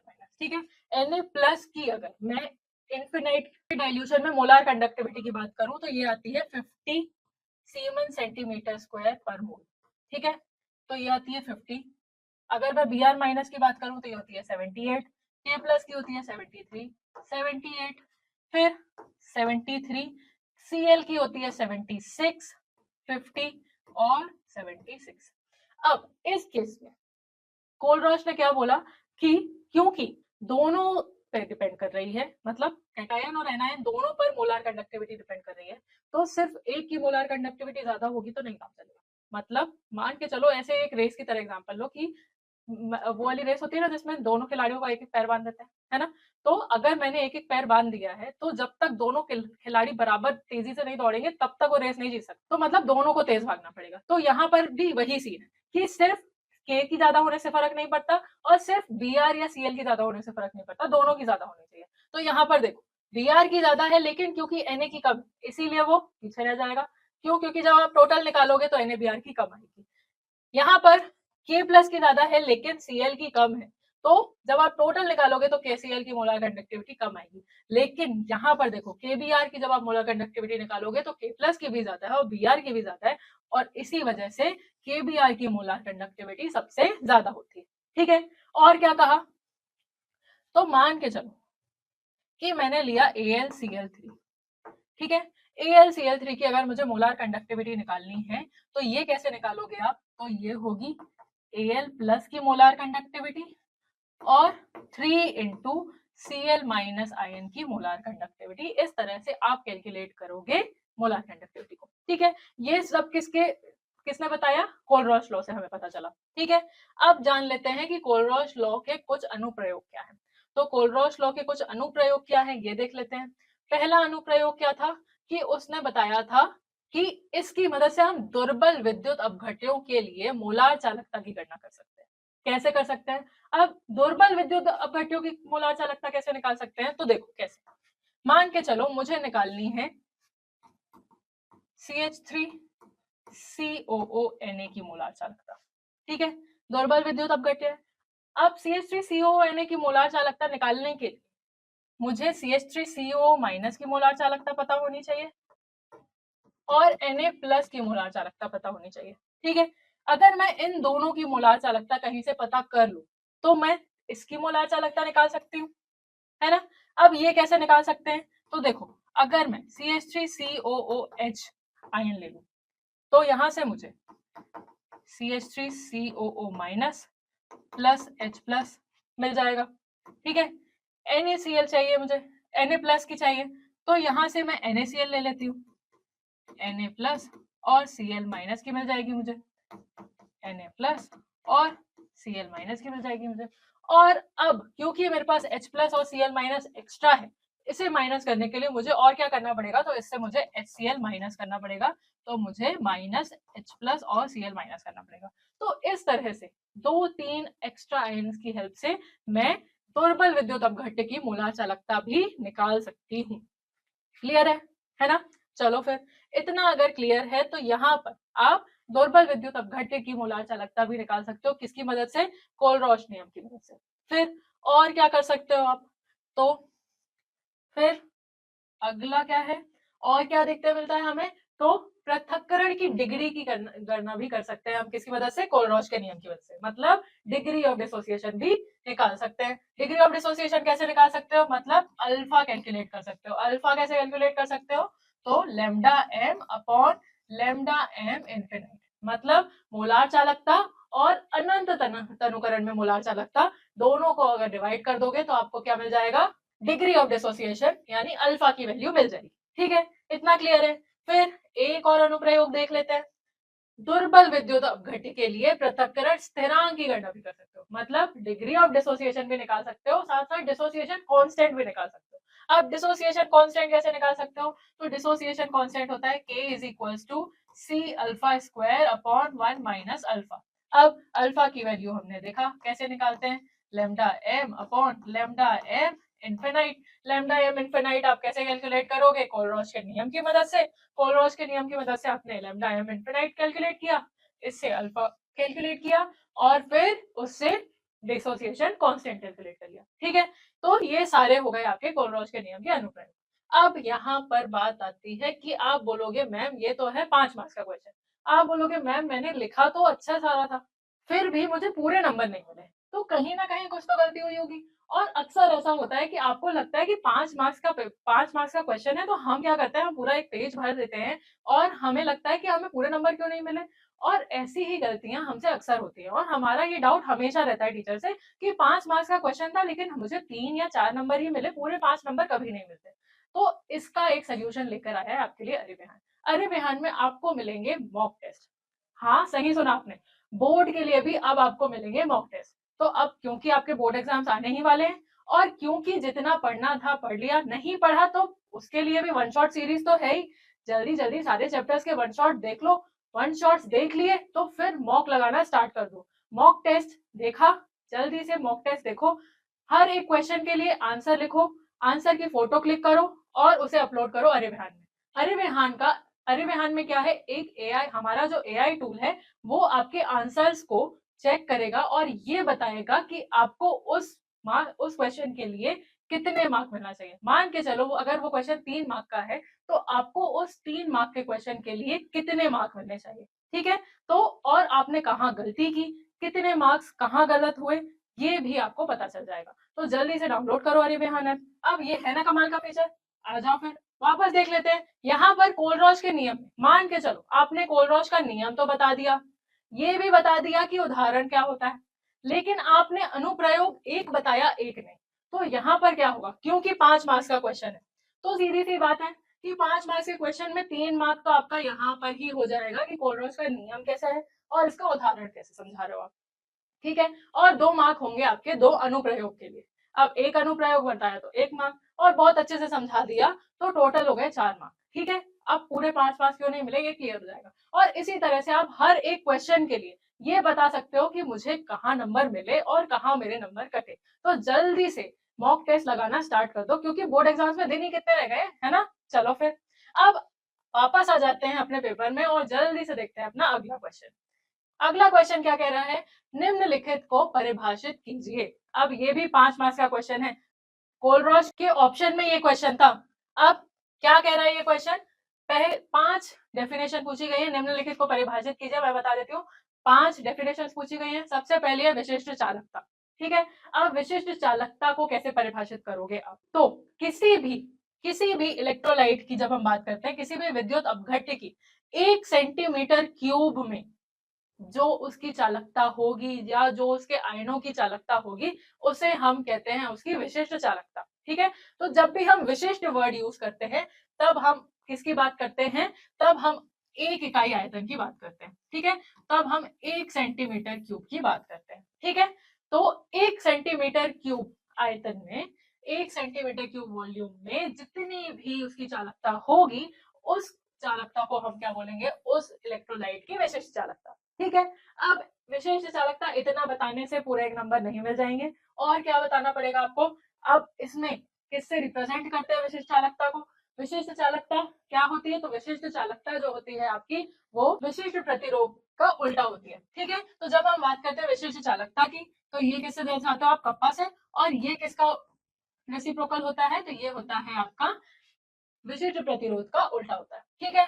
फिर इसका अगर आप यूनिट की बात करो, तो क्योंकि इसकी यूनिट होती है ओम सेंटीमीटर, तो इसकी होती है ओम इनवर्स और सेंटीमीटर इनवर्स। अब ये सारी चीजें आपको मेंशन करनी पड़ेगी, डेफिनेशन भी, किससे रिप्रेजेंट करते हो, और फिर एसआई यूनिट भी, ठीक है। यूनिट भी बता दी, इतना क्लियर है। अगली डेफिनेशन किसकी होगी, अगली डेफिनेशन होगी तुल्यांकी चालकता की। अब तुल्यांकी चालकता में क्या होगा, जब हम किसी इलेक्ट्रोलाइट को पानी में घोल रहे हैं, ठीक है, वो अपने आयनों में टूट रहा है, तो जब हम 1 ग्राम तुल्यांक इलेक्ट्रोलाइट को पानी में घोलते हैं, ठीक है। याद रखना मैं क्या बोल रही हूँ, 1 ग्राम तुल्यांक, क्योंकि हम तुल्यांकी चालकता की बात कर रहे हैं। तो तुल्यांकी चालकता के लिए हम क्या बोलते हैं, जब हम 1 ग्राम तुल्यांक इलेक्ट्रोलाइट या 1 ग्राम तुल्यांक विद्युत अपघट्य को पानी में घोलते हैं, तब वो अपने आयनों में टूटता है, और उसके आयन जितना भी चालकता दिखाएंगे या उनकी जितनी भी चालकता होगी, उसे हम क्या कहेंगे, उसकी तुल्यांकी चालकता कहेंगे, ठीक है। इसको किससे दर्शाते हैं, इसको दर्शाते हैं हम लैम्डा इक्विवेलेंट से। लैम्डा EQ से, ठीक है। और इसकी यूनिट क्या होती है, ओम इनवर्स सेंटीमीटर स्क्वायर और ग्राम इक्विवेलेंट इनवर्स, ठीक है। ये होती है किसकी यूनिट, तुल्यांकी चालकता की यूनिट, ठीक है। चलो फिर अगली डेफिनेशन है आपकी आणविक चालकता। आणविक चालकता यानी मोलार चालकता। मोलार चालकता, आणविक चालकता दोनों एक होता है, दोनों में कंफ्यूज नहीं होना है, ठीक है। अब मोलार चालकता ठीक सेम हो गई तुल्यांकी चालकता जैसी। इसमें क्या किया था हमने, 1 ग्राम तुल्यांक बोला था, यहाँ पर 1 मोल इलेक्ट्रोलाइट घोलोगे, ठीक है। तो जब भी आप 1 मोल इलेक्ट्रोलाइट को पानी में घोलते हो, वो अपने आयनों में टूटता है और उनकी जितनी भी चालकता होगी उसको हम क्या कहते हैं, उसकी आणविक चालकता कहते हैं, ठीक है। तो आणविक चालकता भी समझ में आ गया। आणविक चालकता अगर समझ में आ गया तो इसको हम किससे दर्शाते हैं, इसको हम दर्शाते हैं लैम्डा एम से, ठीक है। लैम्डा एम से दर्शाते हैं। इसकी यूनिट होती है ओम सेंटीमीटर स्क्वायर और मोल इनवर्स, ठीक है। अब कहीं कहीं ओम इनवर्स, सॉरी, अब यहाँ पर ओम इनवर्स को कहीं कहीं आपको सीमेंस लिखा मिल जाएगा। अब सीमेंस को क्या लिखोगे आप, सीमेंस सेंटीमीटर स्क्वायर और मोल इनवर्स, ठीक है। तो इस तरह भी आप लिख सकते हो, क्लियर है। चलो फिर आ जाते हैं अगली डेफिनेशन में। अगली डेफिनेशन है सेल्स स्थिरांक की। सेल्स स्थिरांक क्या है आपका, तो सेल्स स्थिरांक हमारा छुपा रुस्तम होता है। सेल्स स्थिरांक को आपने प्रतिरोध में भी देखा होता है, विशिष्ट प्रतिरोध में भी देखा होता है। फिर जब आप चालकता की बात करते हो, विशिष्ट चालकता की बात करते हो, आणविक चालकता, तुल्यांकी चालकता, सब में ही कहीं ना कहीं आपको अगर आप लिखने जाओगे तो सेल्स स्थिरांक देखने मिल ही जाता है। सेल्स स्थिरांक क्या होता है, सेल्स स्थिरांक होता है L/A, है ना, L/A। तो L/A क्या है, 2 इलेक्ट्रोड के बीच की दूरी और उसके बेस से उसकी दूरी को हम क्या कहते हैं, L/A सेल्स स्थिरांक से दर्शाते हैं, ठीक है। अब यहाँ पर ध्यान से देखना,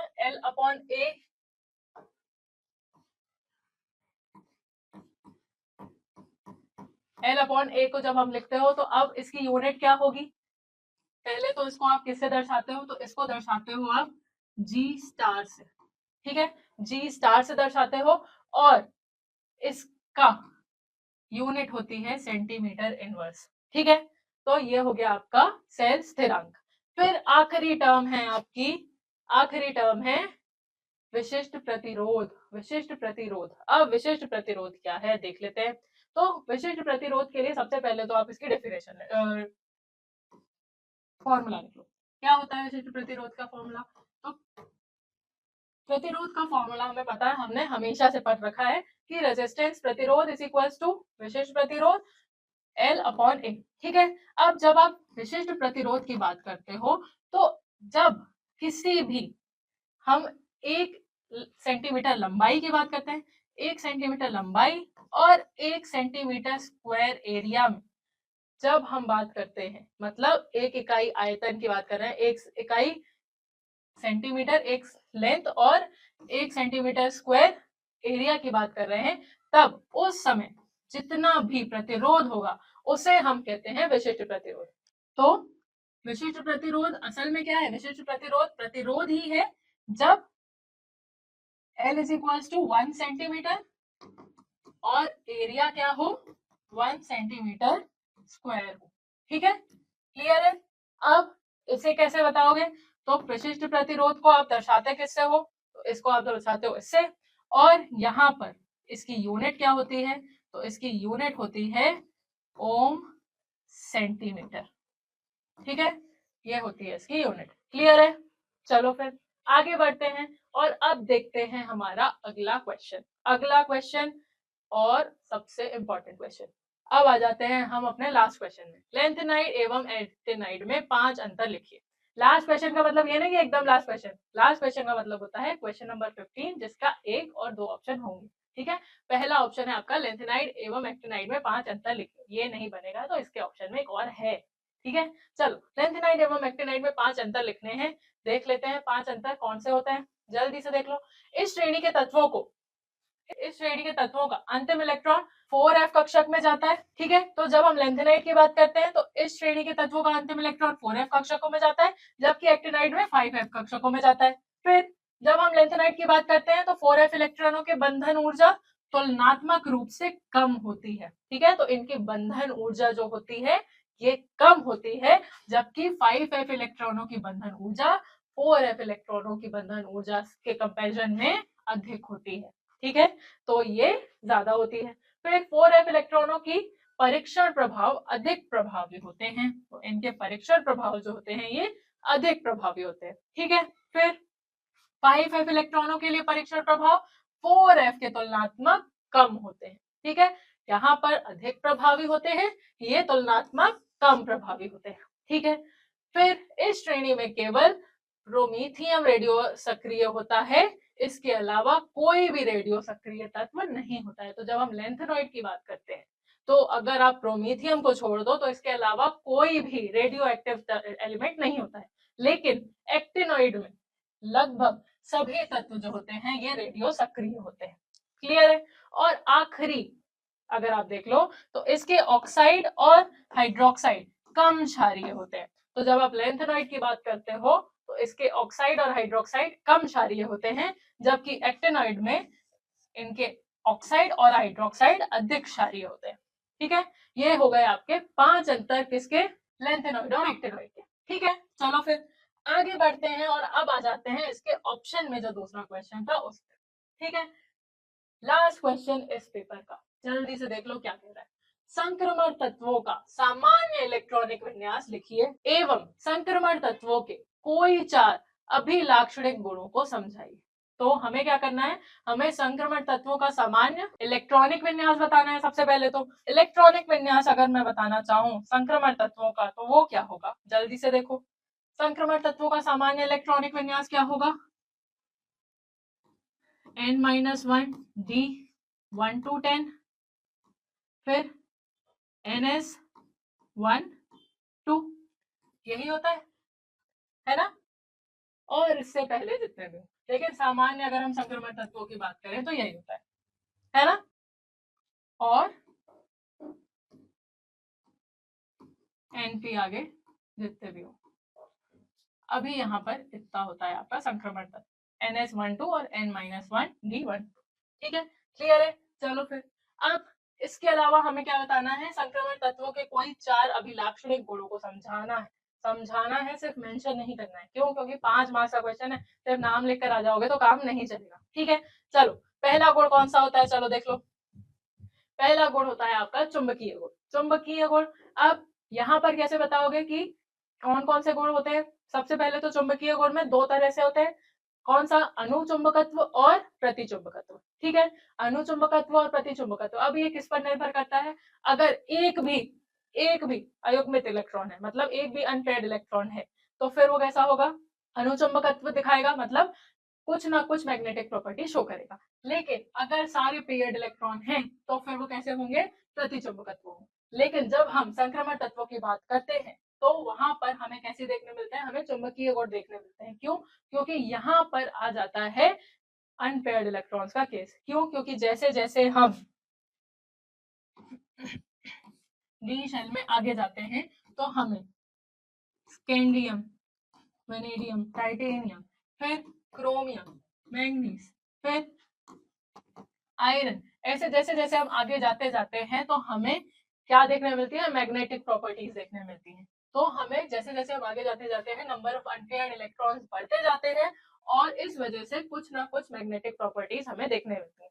अब कंप्लीटली अगर हम बात करें कि प्रतिचुंबकत्व किस में देखने मिलता है तो वो आता है Zn जिंक में। क्यों, क्योंकि यहाँ पर होता है 3d10 और Zn2+ आयन की अगर आप बात कर तो यहाँ पर भी 3d10 होता है और इस वजह से Zn और Zn2+ दोनों ही हमें प्रतिचुंबकत्व डायमैग्नेटिक होते हैं। लेकिन इसके अलावा आप मोस्टली बात करो तो हमें क्या देखने मिलते हैं, मोस्टली हमें अनुचुंबकत्व वाले केस देखने मिलते हैं। इसीलिए हम क्या कहते हैं कि हमें संक्रमण तत्वों में चुंबकीय गुण देखने मिलता है, ठीक है।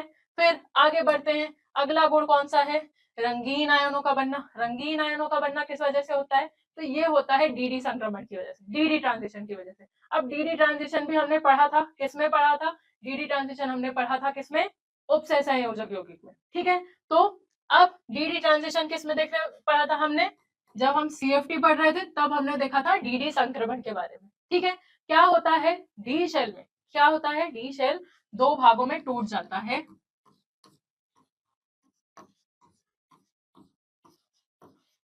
और इलेक्ट्रॉन जंप करते हैं, ठीक है, एक शेल से दूसरे शेल में जंप करते हैं, और इस वजह से हमें क्या देखने मिलता है, कुछ कलर देखने मिलता है, और इस वजह से ये कैसे आयन बनाते हैं, ये रंगीन आयन बनाते हैं, ठीक है। अब रंगीन आयन जो ये बनाते हैं, तो ये रंगीन आयन इस वजह से बनाते हैं CFT, और क्या किस वजह से बनाते हैं, DD संक्रमण की वजह से बनाते हैं। तो यहाँ पर सिर्फ इतना भी लिख दोगे कि रंगीन आयन DD संक्रमण की वजह से बनते हैं, तब भी मान लिया जाएगा, ठीक है। चलो फिर आगे बढ़ते हैं, अगला गुण कौन सा होता है, संकुल यौगिकों का बनना, ठीक है। संकुल यौगिकों का क्यों बनना किस वजह से होता है, तो क्योंकि यहाँ पर हमें क्या देखने मिलती है, परिवर्तनशील संयोजकता देखने मिलती है। तो हमें एक तो बहुत सारी ऑक्सीकरण अवस्थाएं दिखाते हैं, और दूसरी परिवर्तनशील संयोजकता दिखाते हैं संक्रमण तत्व, इस वजह से ये कैसे यौगिक बनाते हैं, ये संकुल यौगिक बनाते हैं, और क्योंकि ये संकुल यौगिक बनाते हैं, इस वजह से ये संकुल यौगिक बनाते हैं, ठीक है। इसके अलावा और कौन सा गुण देखने मिलता है हमें, उत्प्रेरकीय गुण, उत्प्रेरकीय गुण भी हमें इसी वजह से देखने मिलता है क्योंकि ये परिवर्तनशील संयोजकता दिखाते हैं, ठीक है। और कौन सा, एक और गुण देख लो, मिश्रातुओं का बनना।